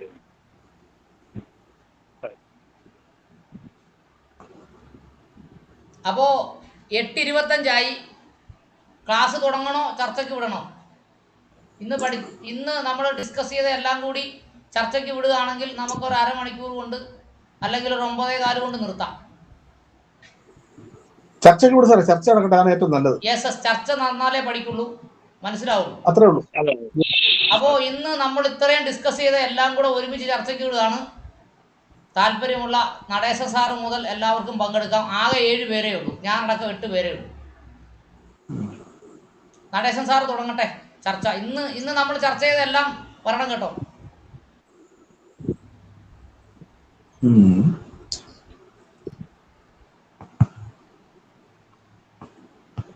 ഇത് നമ്മൾ ഈ ആക്ടിൽ നിന്നും വ്യത്യസ്തമായിട്ടൊരു കാര്യം നമ്മൾ ഒരു തീരുമാനം എടുത്തിരുന്നു. അന്നേരം ആ സമയത്ത് നമ്മുടെ 4 പേരേ ഉള്ളൂ. സർക്കാരിന്റെ പണം മുടക്കി ഏതാണ്ട് 2.5 കോടിയോളം രൂപ പഠനത്തിന് വേണ്ടി ചെലവഴിക്കുന്നുണ്ട് നിയമത്തെക്കുറിച്ച്. എന്നാൽ പട്ടികജാതി വികസന വകുപ്പ് ഇറക്കിയിട്ടുള്ള കൈപ്പുസ്തകത്തിൽ ഈ നിയമത്തെക്കുറിച്ച് പൂർണ്ണമായിട്ടും ഒന്നും എഴുതിയിട്ടില്ല എന്നുള്ളത് മാത്രമല്ല, കൊടുത്തിട്ടുള്ളത് അവ്യക്തവുമാണ്. അതുകൊണ്ട് ബഹുമാനപ്പെട്ട ഹൈക്കോടതിയിൽ ഇതൊന്ന് മൂവ് ചെയ്യണം എന്ന് ഒരഭിപ്രായം വരികയും അത് മുന്നോട്ട് കൊണ്ടുപോകണം എന്ന താല്പര്യത്തിൽ നമ്മളിപ്പോൾ നിൽക്കുകയാണ്. തുടക്കത്തിലേ ഉണ്ടായൊരു സംഭവമാണ്, നമ്മുടെ മറ്റുള്ളവരൊക്കെ പിന്നീടാണ് വന്നത്.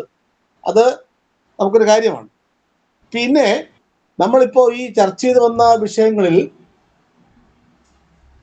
എൻ്റെ ഒരു നിരീക്ഷണത്തിൽ പരാതി തയ്യാറാക്കുമ്പോൾ വളരെ അവധാനത്തോടുകൂടി ശ്രദ്ധയോടുകൂടി തയ്യാറാക്കിയാൽ, അത് നിയമം പഠിച്ചിരിക്കണം, തയ്യാറാക്കി കഴിഞ്ഞാൽ ഏറെക്കുറെ നടപടികൾ ഉണ്ടാകും എന്നാണ് എൻ്റെ ഒരു വിലയിരുത്തൽ ആണ്. പിന്നെ ഈ പറഞ്ഞ കാര്യങ്ങളെ കുറിച്ച് എനിക്ക് എതിരഭിപ്രായങ്ങളൊന്നുമില്ല. അടുത്ത ചർച്ചയിലേക്ക് വിടുക.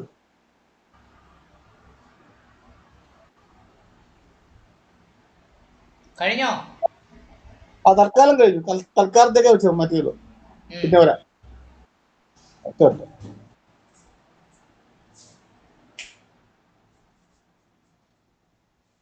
യെസ്, മണിയപ്പ സാറ് പറയൂ. മണിയപ്പ സാറ് ട്യൂട്ടറും കൂടെ ആണല്ലോ SC/ST ആക്ടിന്റെ. ഓണാക്ക് മൈക്ക് ഓണാക്ക് മണിയപ്പ സാറേ.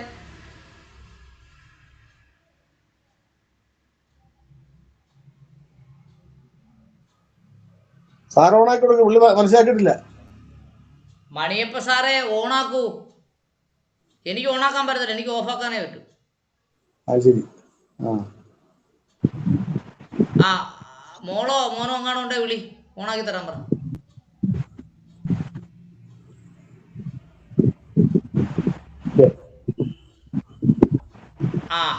മണിയപ്പ സാർ ഓണാക്കുമ്പം തരാം. അതാ വരുന്നു. ശരി, ഓണാക്കും. വിനയ സാറല്ലേ ഒന്ന്? ഓക്കെ.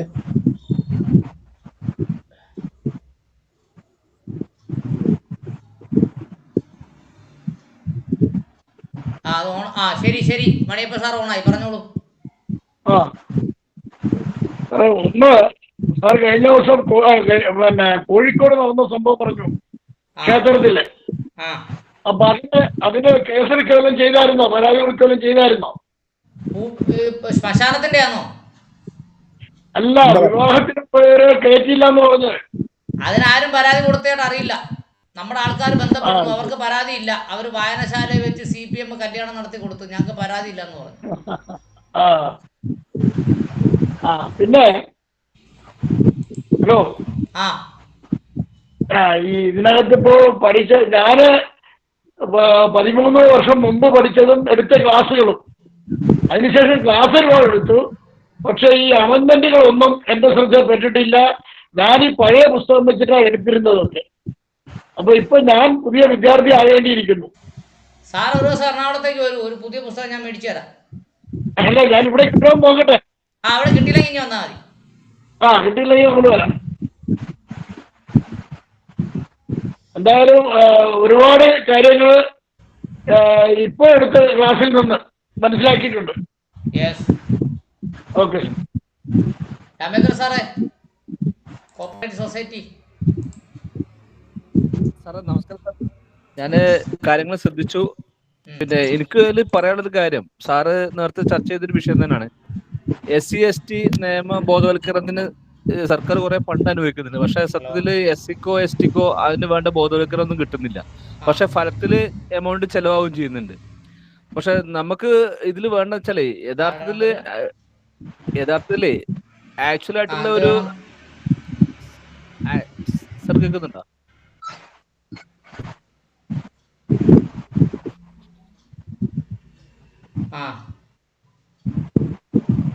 ഞാൻ വിളിക്കാം. ഞാൻ വിളിച്ചോളാം. ഇലവൊന്നും അവിടെ ഇല്ലല്ലോ. ശരി, ഞാൻ വിളിച്ചോളാം.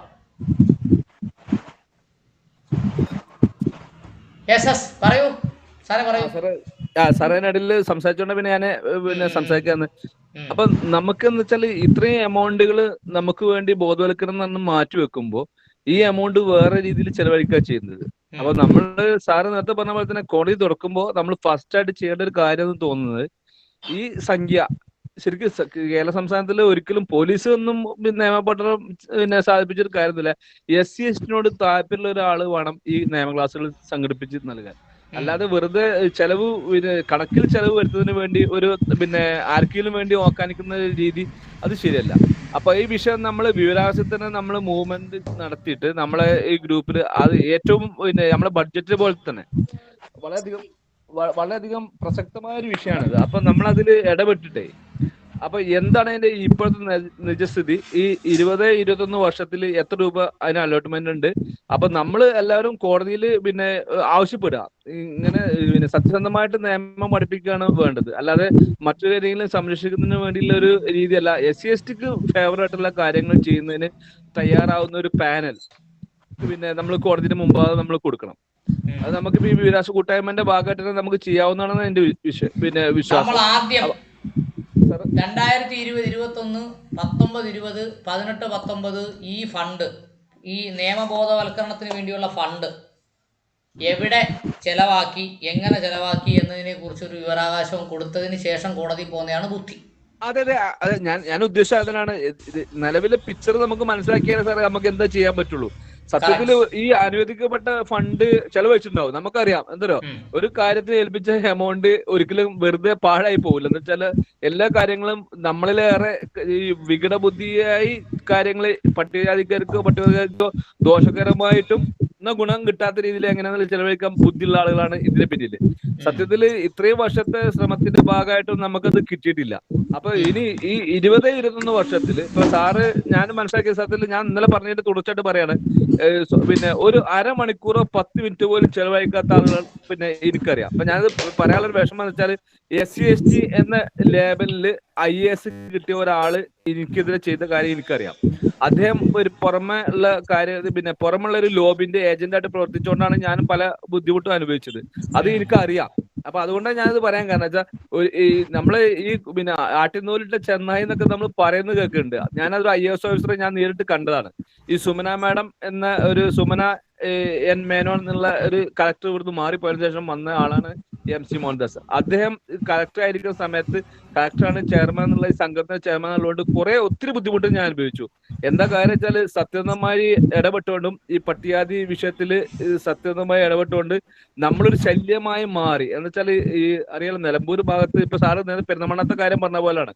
നമ്മൾ എത്ര തന്നെ പറഞ്ഞാലും ആ കേസ് സാറ് വളരെ പ്രസക്തമാണ്. എന്ന് വെച്ചാല് ശ്മശാനം തട്ടിയെടുക്കുന്ന വിഷയത്തില് ഒരു വിഷയം വരുമ്പോ അവര് നോക്കുന്നതോ അതുവരെ എന്ത് നിലപാടെടുത്തോ അതിന് വിരുദ്ധമായിട്ട് നിലപാടെടുക്കും. എന്താ വെച്ചാൽ അവരെ സംബന്ധിച്ച് 2-3 ഭാഗത്തുനിന്ന് 4 ഭാഗത്തുനിന്നും അവർക്ക് എതിരായുള്ള ഒരു വിങ് പ്രവർത്തിക്കുമ്പോൾ അവർക്ക് കൂച്ചുവിലങ്ങട ചെയ്യാം.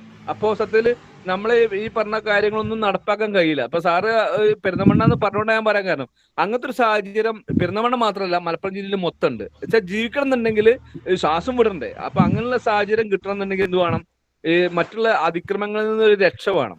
നമ്മൾ ഉത്തർപ്രദേശ് പോലെ തന്നെ നമ്മൾ കുറ്റം പറയല്ല, ഉത്തർപ്രദേശിലെ പോലെ ഒരു ഭീകരമായ അവസ്ഥയുള്ള പ്രദേശങ്ങളും നമ്മളെ കേരളത്തിലുണ്ട്, ഇല്ലാന്ന് നമുക്ക് പറയാൻ പറ്റില്ല.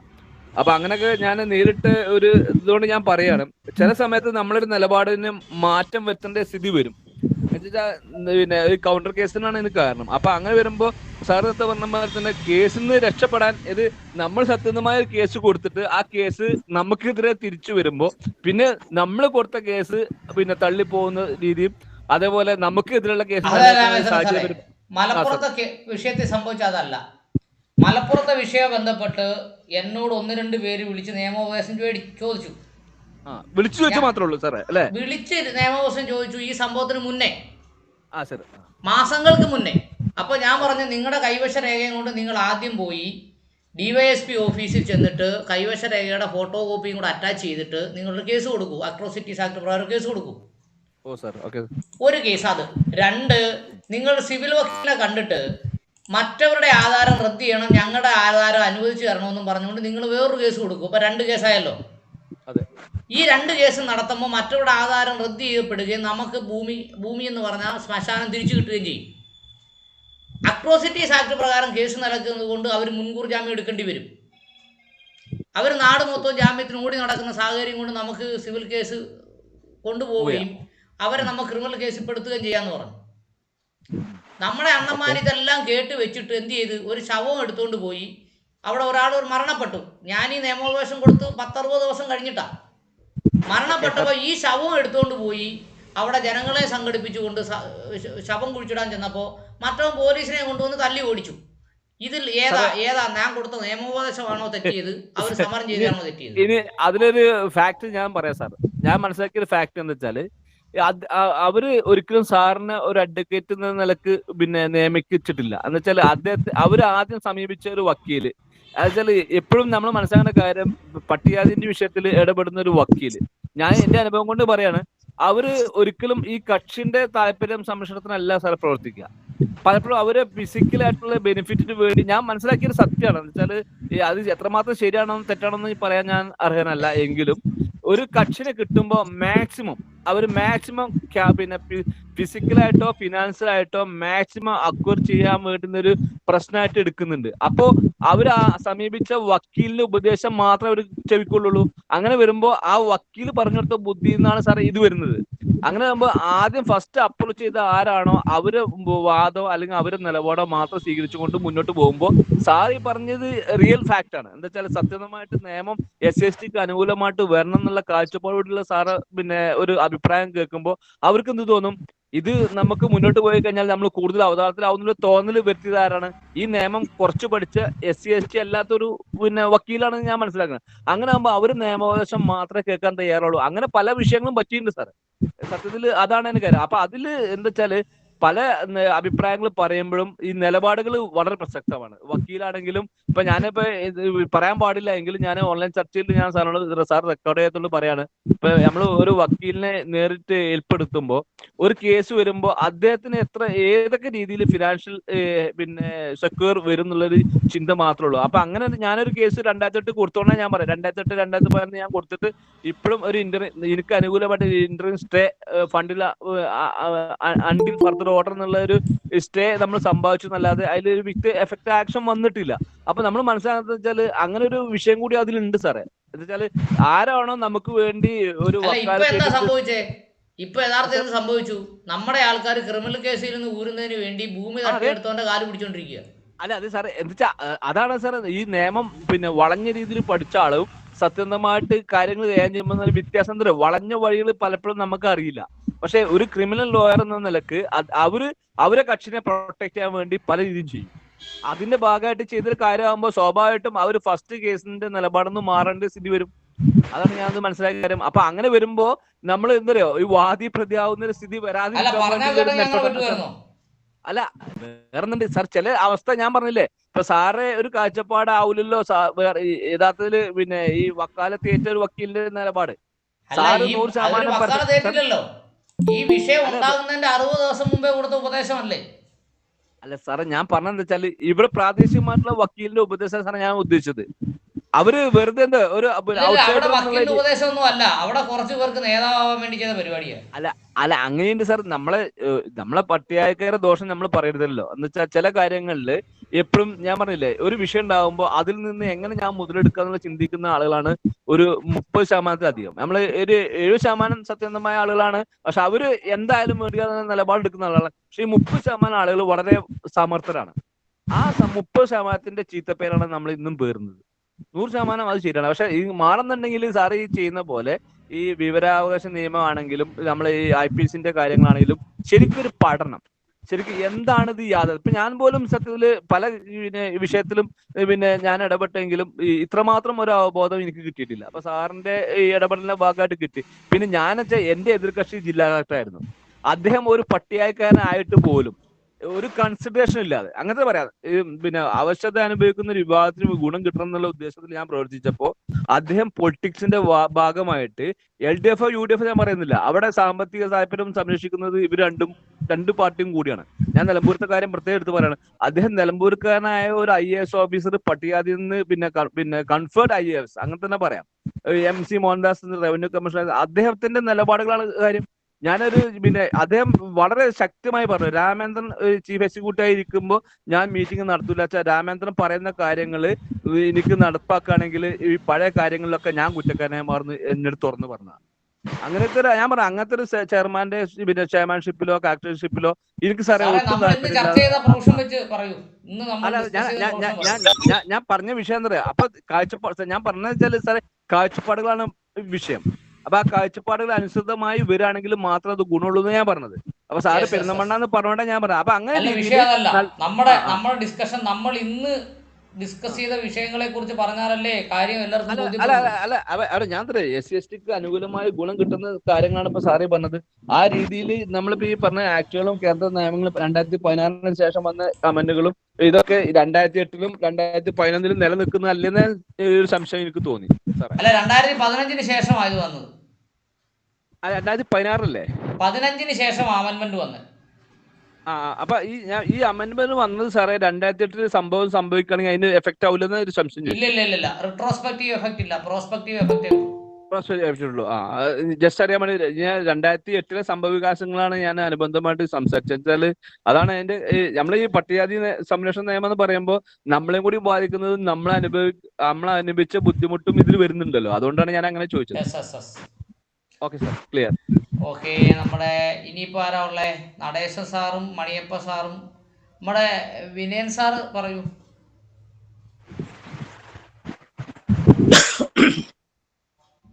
എനിക്ക് കാര്യമായിട്ടൊന്നും പറയാനില്ല. ഞാൻ ഇപ്പൊ ഇന്ന് നമ്മള് പഠിച്ചെന്ന് വെച്ചാല് മജിസ്ട്രേറ്റ് കോടതിയിൽ ഈ കേസ് പോകാൻ പാടില്ല അല്ലേ? ഇല്ല, SC/ST പ്രകാരമുള്ള കേസ് 15 ശേഷം ഡിസ്ട്രിക്ട് ആൻഡ് സെഷൻസ് കോടതിയിലാണ് പോവുക. സെഷൻസ് കോടതിയിൽ മാത്രമേ പോകാൻ പറ്റുള്ളൂ. അപ്പൊ ഇതിനു മുമ്പ് പണ്ടുള്ള കേസൊക്കെ മജിസ്ട്രേറ്റ് കോടതിയിലുള്ള കേസ് ഇപ്പൊ അവിടെ തന്നെ നിൽക്കും? ഇല്ല, ട്രാൻസ്ഫർ ചെയ്യും അല്ലേ? ഓക്കെ. അതായത് 7 years പണിഷ്മെന്റ് ആണ് ഇതിന് വരുന്നത്. Minimum 7 years punishment. Okay. Gopi സാറേ, പിന്നെ ഞാൻ ഇന്നലത്തെ ഒരു സംശയമാണ്. ഈ FIR ഓൾട്ടറേഷൻ സെക്ഷൻ 190 പ്രകാരം നമുക്ക് ചെയ്യാന്നല്ലേ പറഞ്ഞത് ഇന്നലെ? 190 പ്രകാരം പ്രൈവറ്റ് കംപ്ലൈന്റ്. FIR ഓൾട്ടറേഷൻ ഏത് ഇതിലാണ് നമ്മൾ? 190 inherent power of the high court. Power of ഹൈക്കോടതി ഇൻഹറന്റ് പവർ ആണ്. അല്ല, അപ്പൊ എത്ര മാസത്തിനുള്ളിൽ ചെയ്യണോ അത് FIR ഓൾട്ടറേഷൻ? 173 റിപ്പോർട്ട് കൊടുക്കുന്നതിന് മുമ്പ് ചെയ്യണം. മണിയപ്പ സാറിന് മനസ്സിലായി കാണും. ഇത് കുറ്റപത്രം കൊടുക്കുന്നതിന് മുമ്പ് ചെയ്യണം. FIR ഓൾട്ടറേഷൻ കുറ്റപത്രം കൊടുക്കുന്നതിന് മുമ്പ് നമ്മൾ ചെയ്തിരിക്കണം. കുറ്റപത്രം കൊടുത്താൽ പിന്നെ കുറ്റപത്രം കൂടെ തിരുത്തണ്ടേ? അതിന് വീണ്ടും കുറ്റപത്രം കൊടുക്കണ്ടേ? കുറ്റപത്രം കൊടുത്തതിന് ശേഷം FIR ഓൾട്ടർ ചെയ്യണമെന്ന് പറഞ്ഞാൽ വീണ്ടും കുറ്റപത്രം കൊടുക്കണ്ടേ? ആ കുറ്റപത്രം മാറിയിട്ട് വീണ്ടും കുറ്റപത്രം കൊടുക്കണ്ടേ? അപ്പോൾ കുറ്റപത്രം കൊടുത്താൽ പിന്നെ FIR ഓൾട്ടർ ചെയ്യുന്ന കേസ് ഒരുമാതിരിപ്പെട്ട കോടതി എടുക്കുകയല്ല. നിങ്ങൾ ഇത്ര നാൾ അവിടെ പോയാന്ന് ചോദിക്കുമ്പോൾ നമുക്ക് മറുപടി ഇല്ലല്ലോ. അപ്പൊ ഈ വാളയാർ നമുക്കിപ്പോ ഒന്നും ചെയ്യാൻ പറ്റില്ല. ഓൾറെഡി കുറ്റപത്രം കൊടുത്തു. ഓൾറെഡി കുറ്റപത്രം കൊടുത്ത് ട്രയൽ കഴിഞ്ഞതിന് വേറൊരു കാര്യമുണ്ട്. അതിനകത്ത് കൊലപാതകത്തിന് കേസ് എടുത്തിട്ടില്ല, പ്രേരണയ്ക്ക് മാത്രമേ ഉള്ളൂ. അപ്പൊ 302 പറഞ്ഞ വകുപ്പ് ഓൾട്ടർ ചെയ്താൽ വീണ്ടും FIR ആണല്ലോ. അങ്ങനൊരു സ്കോപ്പ് അതിനകത്തുണ്ട്. അതൊക്കെ കാര്യം മനസ്സിലാക്കി വാദിക്കണം. വെറുതെ ചടങ്ങിന് വേണ്ടി വാദിച്ചാൽ പറ്റുക. സാർ ഒരു സംശയം ചോദിക്കട്ടെ? ഈ SC/ST അട്രോസിറ്റി ആക്ട് പ്രകാരം പിന്നെ ഒരു പരാതി കൊടുക്കുമ്പോൾ, ഒരു പട്ടികജാതിക്കാരൻ പരാതി കൊടുക്കുമ്പോൾ അതിന് FIR അല്ലെങ്കിൽ കുറ്റപത്രോ ഈ പ്രതികൾക്ക് കൊടുത്തിട്ടില്ലെങ്കിൽ എന്ത് ചെയ്യാൻ പറ്റും? 24 മണിക്കൂറിനകം തരും. അല്ല, അങ്ങനെ തന്നിട്ടില്ല. പ്രകാരം ചോദിച്ചു മേടിക്കാം. അല്ല, ഇത് കുറെ മുമ്പത്തെ വിഷയമാണെങ്കിൽ നമ്മൾ ആവശ്യപ്പെട്ടിട്ടും FIR രജിസ്റ്റർ ചെയ്തിട്ടില്ല എന്ന് പറയുകയാണെങ്കിൽ എന്തറിയോ, അതിന് വല്ല ഇന്ന് തന്നെ പറ്റുമെങ്കിൽ നാളെ തന്നെ വിവരാവകാശ പ്രകാരം ഒരു അപേക്ഷ കൊടുക്കൂ. Okay sir. നമ്മൾ ഇല്ലെങ്കിൽ ഉള്ള സാഹചര്യം പറയണ്ട, ഒരു അപേക്ഷ കൊടുക്കൂ, കൊടുത്തിട്ട് നമുക്ക് പറയാം. ശരി ഗോപി ചേട്ടാ, ഗോപി സാറേ, ഗോപി സാറ് പോയോ?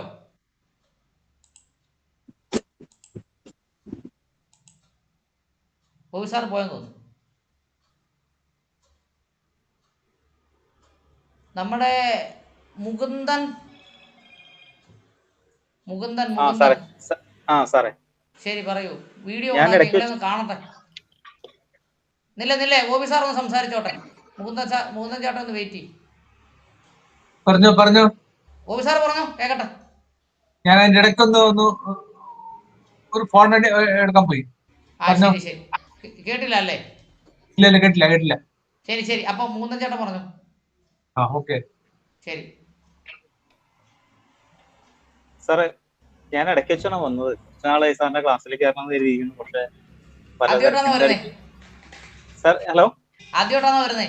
അതെ ആദ്യമായിട്ടാണ്. ഓഫീസിലാണോ? ഞാൻ KCB വർക്ക് ചെയ്യുന്നു. ഓഫീസിലല്ലേ ഇപ്പം? അല്ല വീട്ടിലാ. ശരി പറഞ്ഞു. അപ്പൊ ഞാനിത് ഇടയ്ക്ക് വെച്ചിട്ടാണ് വന്നത്. പക്ഷെ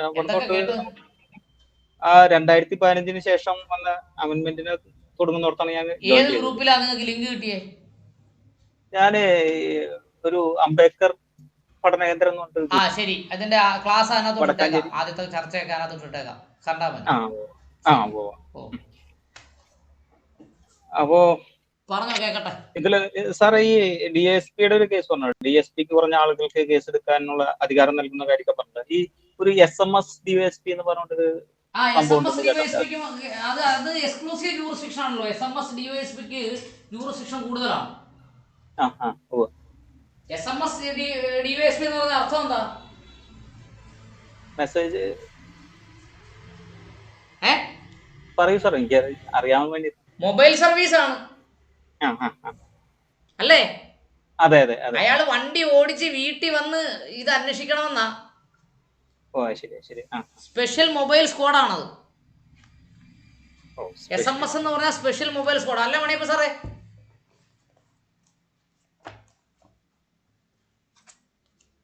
മണിയപ്പ സാറ് പോലീസ് ഡിപ്പാർട്ട്മെന്റിലായിരുന്നേ, അതുകൊണ്ടാണ് മണിയപ്പ സാറേ ചോദിക്കുന്നത്. സ്പെഷ്യൽ മൊബൈൽ സ്ക്വാഡാണ്. ഈ കാസർഗോഡൊക്കെ കേസുമായി ബന്ധപ്പെട്ട് ഞാൻ പോയിട്ടുണ്ട്. അതെ ഞാൻ കാസർഗോഡ് തന്നെ കേട്ടിട്ടുള്ളൂ. വയനാട്ടിലും ഉണ്ടെന്ന് തോന്നുന്നു SMS. അതെ അല്ലേ? അപ്പൊ അതുപോലെ തന്നെ നമ്മുടെ ആളുകൾ പലപ്പോഴും ഈ പറഞ്ഞ പോലെ കേസ് വരുമ്പോ കേസിന് പോവാനായിട്ട് ഭയങ്കര മടി കാണിക്കുന്നവരാണ് പലപ്പോഴും. അതുകൊണ്ട് അടി ആവശ്യം പോലെ കിട്ടിക്കോളും. അതെ അത് അവര് ഒന്ന് ഈ പറഞ്ഞ സാറ് നേരത്തെ പറഞ്ഞ പോലെ തന്നെ സംഘടിക്കുന്നൊക്കെ ഉണ്ടെങ്കിലും ഇത്തരത്തിലുള്ള പഠനങ്ങളൊന്നും ആരും നടത്താൻ തയ്യാറാവില്ല എന്നുള്ളത് യാഥാർത്ഥ്യം. അപ്പോ ഇതിന്റെ ഈ ദോഷവശം അനുഭവിക്കുന്ന അല്ലെങ്കിൽ അതിന്റെ ബുദ്ധിമുട്ട് അനുഭവിക്കുന്ന നമ്മളുടെ ആളുകള് പലപ്പോഴും കേസ് കൊടുത്തു കഴിഞ്ഞാൽ നാളെ പോലീസ് കേസ് നമുക്ക് എതിരാവോ അല്ലെങ്കിൽ കോടതിയിൽ നമുക്ക് എതിരാവോ, അപ്പൊ പിന്നെ എന്തെങ്കിലും കാര്യങ്ങൾക്ക് നമ്മൾ ബുദ്ധിമുട്ടേണ്ടി വരുമോ എന്നൊക്കെ എത്തുമ്പോഴാണ്. പക്ഷെ സാറ് നേരത്തെ പറഞ്ഞ പോലെ ഈ SC/ST കേസ് കൊടുത്ത് തള്ളിപ്പോയാലും പിന്നെ അവർക്കെതിരെ കേസ് എടുക്കില്ല എന്നുള്ള കാര്യം പോലും നമുക്ക് പലപ്പോഴും അറിയില്ല. അപ്പോൾ ആളുകൾ ഈ പറഞ്ഞോണം പലപ്പോഴും വിമുഖത കാണിക്കും. പോണോ എന്തിന് വയ്യാവലി എന്നുള്ള രീതിയിലൊക്കെ, അല്ലെങ്കിൽ ഒരു പക്ഷേ കേസ് കൊടുക്കുന്നത് പിന്നീട് അവനെ തന്നെ ആശ്രയിക്കേണ്ട ഒരു അവസ്ഥയ്ക്ക് പലർക്കും ഉണ്ട് എന്നുള്ളതുകൊണ്ടൊക്കെയാണ്. അപ്പൊ നമ്മുടെ ആളുകളുടെ സാമ്പത്തികമായ അവസ്ഥകളും കാര്യങ്ങളൊക്കെ പരാധീനതകളൊക്കെ ഇതിന്റെ ഒരു ഭാഗമായിട്ടാണ് പലപ്പോഴും ഫീൽ ചെയ്യുന്നത്. പക്ഷെ സാറ് നേരത്തെ പറഞ്ഞ പോലെ ഒരു കമ്മ്യൂണിറ്റിനെ മൊത്തത്തിൽ ബാധിക്കുന്ന ഒരു അവസ്ഥ വരുമ്പോൾ തീർച്ചയായിട്ടും അവര് കുറച്ചുകൂടി ജാഗരൂകരായിട്ടാണ്, ഇപ്പൊ മലപ്പുറത്തെ കേസ് പറഞ്ഞ പോലെ ജാഗരൂകരായിട്ടാണ് അവര് നടത്തേണ്ടത്. അത് ലീഡ് ചെയ്യപ്പെടുന്നത് പലപ്പോഴും തെറ്റായ വഴികളിലൂടെ ആയിരിക്കും. അല്ലെങ്കിൽ അവരെ ലീഡ് ചെയ്യുന്ന ആളുകൾക്ക് മറ്റെന്തെങ്കിലും താല്പര്യങ്ങളുണ്ടാവും. ഒരുപക്ഷെ നമ്മുടെ ആളിനെയായിരിക്കും അവർ ലീഡ് ചെയ്യുന്നത്, പക്ഷെ അവർക്ക് മറ്റെന്തെങ്കിലും താല്പര്യങ്ങളോ കാര്യങ്ങളൊക്കെ ഉണ്ടാകുമ്പോഴാണ് പലപ്പോഴും നമ്മൾ ഈ കേസിലൊക്കെ തോറ്റുന്നത്. ഇപ്പൊ സാറ് നേരത്തെ പാലക്കാട് കേസ് സാറ് സൂചിപ്പിച്ച കേസിലൊക്കെ നമ്മൾക്ക് മാറി നിന്ന് ആലോചിക്കുമ്പോൾ അങ്ങനെ തോന്നുന്നത്. പലപ്പോഴും അവർ മിസ്ലീഡ് ചെയ്യപ്പെടുന്നുണ്ട് എന്നുള്ളതാണ് എന്റെ യാഥാർത്ഥ്യം. അതുപോലെ sir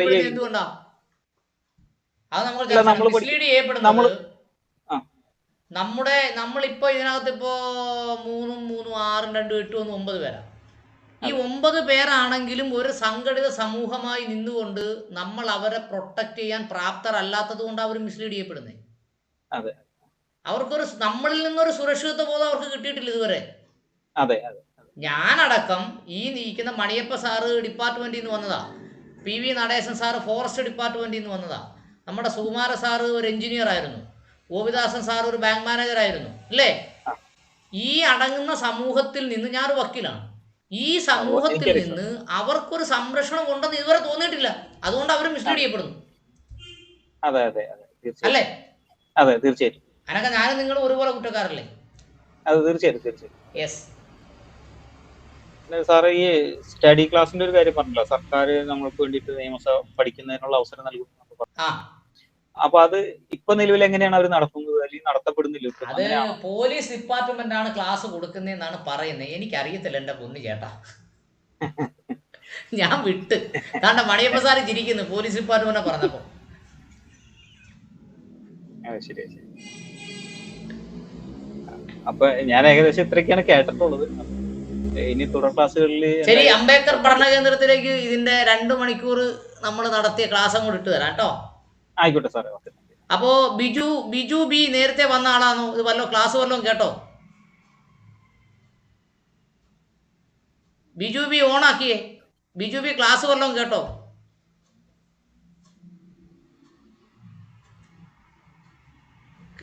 മൈക്കോണാക്ക് Biju, മൈക്കോണാക്ക്.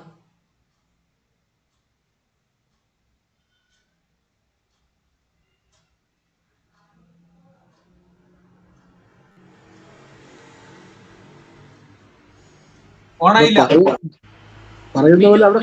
Biju mike on ആയിട്ടില്ല. ഇല്ല. സുകുമാര സാറ് ക്ലാസ് കേട്ടായിരുന്നോ?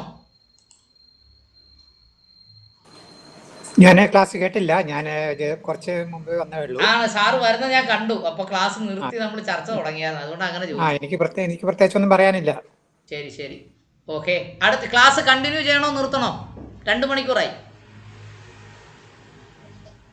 സാറ് ക്ഷണിച്ചില്ല സാർ, 9 മണിയായില്ലേ? ഇനി ബാക്കി നാളെ ആക്കാം അല്ലേ സാറേ? അതാണ് ഞാനും പറഞ്ഞത്, നമുക്ക് ഓണമൊക്കെ ആയതുകൊണ്ട് നിങ്ങൾക്കൊക്കെ ഓരോ ജോലി ഞാൻ പിടിച്ചു വെച്ചിട്ടുണ്ടെങ്കിൽ സാറേ എനിക്ക് പറയാനുള്ളത് വെച്ചാലേ, ഈ അനാവശ്യമായിട്ട് സർക്കാരിന്റെ ഫണ്ട് ഇങ്ങനെ എഴുതി തള്ളുമ്പോ, നമ്മൾ ഇത്രയും അധ്വാനിക്കുമ്പോ നമ്മൾ എന്തുകൊണ്ട് നമ്മളെന്താ പറയാ, നമ്മളെ സമൂഹത്തിന് ഗുണം കിട്ടുമ്പോ ആ ഗുണത്തിന്റെ വക്താക്കളായി നമുക്ക് മാറാൻ പറ്റുന്നില്ലാണ് എനിക്കിപ്പോഴും വിഷമമുള്ള കാര്യം. കേരള ഹൈക്കോടതി കേസ് വരാൻ സാധ്യതയുണ്ട്. തീർച്ചയായും വരണം സാറേ. അക്കാര്യത്തില് നമുക്ക് കേസ് വരാൻ സാധ്യതയുണ്ട്. എന്നെ ഒരാള് ഫോണിൽ വിളിച്ച് പറഞ്ഞു. എന്ത് സാറേ? അതിപ്പോ ഇത് ആരൊക്കെ അനുകൂലിക്കും ആരൊക്കെ പ്രതികൂലിക്കും എന്ന് എനിക്ക് അറിയത്തില്ല. അല്ല സാറ് പറയണം, കേൾക്കാൻ തയ്യാർ. വിഭാഗമായി നിലനിൽക്കുന്നതല്ല. മലയരയ വിഭാഗത്തിൽ ഇരയാക്കപ്പെട്ടയാൾ ക്രിസ്ത്യാനിയെ പരിവർത്തനം ചെയ്യപ്പെട്ടു. മലയരയർ ക്രിസ്ത്യാനിയെ പരിവർത്തനം ചെയ്യപ്പെട്ടവർ പട്ടികവർഗ വിഭാഗം നിലനിൽക്കുന്നല്ല.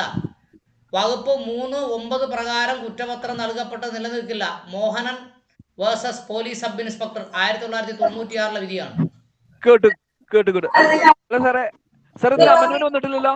സമുദായക്കാര് പിന്നെ SC ലിസ്റ്റ് വന്നിട്ടില്ല. എന്റെ തൊട്ട അയൽവക്കത്ത് ഉള്ള ആളുകൾ തീയ സമുദായക്കാരാണ്. അവര് OBC ലിസ്റ്റ് സാർ ഇപ്പം നിലവിലുള്ളത്, SC അല്ല. അതെ, ഞാനും പറഞ്ഞ പണ്ടത്തെ കേസ് പ്രകാരം അവര് പട്ടികജാതിയിൽ പെടുത്തി എന്നാണ് ഞാൻ മനസ്സിലാക്കിയത്. അതാ ഞാൻ പട്ടികജാതി ലിസ്റ്റിൽ തീയ എന്ന് പറയുന്ന വിഭാഗം ഇല്ല സാർ. പട്ടികജാതി ലിസ്റ്റ് ഇല്ല സാർ.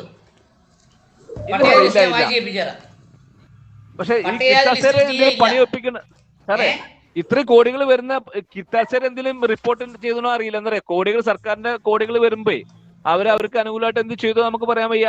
പട്ടികജാതി ലിസ്റ്റിൽ തീയ ഇല്ല സാർ. ഞാൻ ലിസ്റ്റ് പുതിയ തന്നെ ഇരിപ്പുണ്ട്, ഈ പുസ്തകത്തിൽ അടിച്ചു വെച്ചിട്ടുണ്ട്.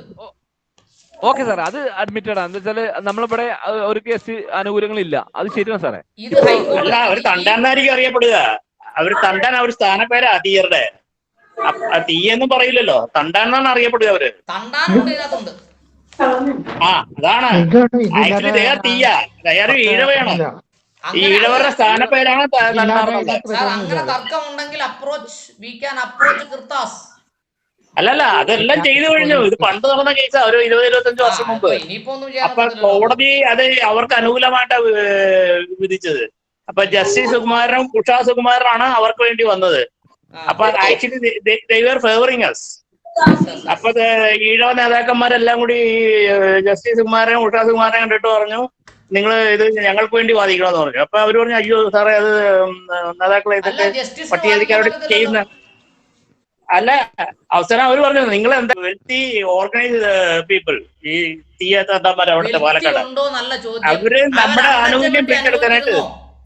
സാറേ ഇത് ആനുകൂല്യം പറ്റാൻ വേണ്ടി മാത്രം അനുഭവിച്ചിരുന്നോ? 64 അടി ദൂരെ നിൽക്കേണ്ട സാഹചര്യം ഉണ്ടായിരുന്നോ? ഡിസ്ക്രിമിനേഷൻ അവർ അനുഭവിച്ചിട്ടുണ്ടെന്നാണ് കേട്ടത്. അങ്ങനെയാണ്. സെക്കൻഡ് ക്വസ്റ്റ്യൻ എന്താണെന്നറിയാമോ? അവര് ഹിന്ദു ദൈവങ്ങളെ ആരാധിച്ചിരുന്നോ? അതൊക്കെ ഉണ്ടോ? ഹിന്ദു ദൈവങ്ങളെ ആരാധിച്ചിരുന്നെങ്കിൽ അവർ ആ പനി വരത്തില്ല. ശവം ദഹിപ്പിച്ചിരുന്നോ? ഹിന്ദു ഒരുത്തനെ പട്ടികജാതിക്കാരനായിട്ട് കണക്ക് കൂട്ടുന്നതിന് 10 ക്വസ്റ്റ്യനാ ഉള്ളത്. ഹിന്ദു ഒന്നല്ലേ? 10 ക്വസ്റ്റ്യനാ ഉള്ളത്. ഒന്ന്, ബ്രാഹ്മണ ആചാരപ്രകാരം ബോഡി കത്തിച്ചിരുന്നെങ്കിൽ അവൻ പട്ടികജാതിക്കാരനല്ല. പശുമാംസം ഭക്ഷിക്കുന്നവൻ പട്ടികജാതിക്കാരനാണ്. പശുമാംസം ഭക്ഷിക്കാത്തവരാണ് ആര്? ബ്രാഹ്മണ, ക്ഷത്രിയ, വൈശ്യ, ശൂദ്ര ജനവിഭാഗം. അങ്ങനെ 10 ക്വസ്റ്റ്യൻ ഉണ്ട്. 10 ക്വസ്റ്റ്യനിൽ ഏത് കാറ്റഗറിയിൽ കണ്ടാൻ വരും? ഇപ്പൊ ദഹിപ്പിച്ചു പറഞ്ഞാല് അത് പട്ടികജാതിക്കാരല്ലാതാകുന്നില്ല. സാർ ക്രിസ്തുമത വിശ്വാസം ശരിക്കും പട്ടിക സംവരണത്തിന് മാനദണ്ഡമല്ലല്ലോ. ക്രിസ്തുമത വിശ്വാസത്തിന് ദളിത് ക്രിസ്ത്യാനികൾക്ക് 1% ഇപ്പൊ കൊടുത്തിട്ടുണ്ട്. അത് പരിവർത്തിത കേസ് എന്നുള്ള പരിധിയിൽ അത് 8% പുറമല്ലേ സാറേ? അതെ, 8+2+1 അങ്ങനെ സംവരണം വന്നേക്കുന്നത്. അപ്പൊ 8 SC-ക്കും 2 ST-ക്കും ഈ 1 പരിവർത്തിത കേസെടുക്കുകയാണ്. ഈ 1 മാത്രം സാർ എഫക്ട് ആവുള്ളൂ അല്ലെ? അതല്ലേ സത്യം? അതെ. Okay sir. അപ്പൊ നമുക്ക് അവരൊരു പിന്നെ WBC-യില് നമുക്കൊരു വിഷയമില്ല സാർ. അത് സത്യസന്ധമായിട്ടുള്ള കാര്യങ്ങളല്ലേ. അവര് പോണ വഴി പോട്ടെ. ഞങ്ങൾ സാറെ പിന്നാലുണ്ട്. സാറിന് എന്ത് വിഷയം വരികയാണെങ്കിലും ഞങ്ങൾ എല്ലാ അർത്ഥത്തിലും നമ്മളിപ്പോ ഇത്ര പേരല്ല അതിലപ്പുറം ഈ ഗ്രൂപ്പിലുള്ള മലപ്പുറം ജില്ലയിലാണെങ്കിലും ശരി മറ്റു ജില്ലയിലാണെങ്കിലും സാറ് സത്യസന്ധമായിട്ട് നിയമം ഞങ്ങൾക്ക് പഠിപ്പിച്ചു. ശരിക്കും ഞങ്ങൾക്ക് വിഷമം എന്താ വെച്ചാല് ഈ സർക്കാർ വെറുതെ അനാമത്തായിട്ട് പല ഇതിലും ദുരുപയോഗം ചെയ്യുന്ന കാശ് എന്തുകൊണ്ട്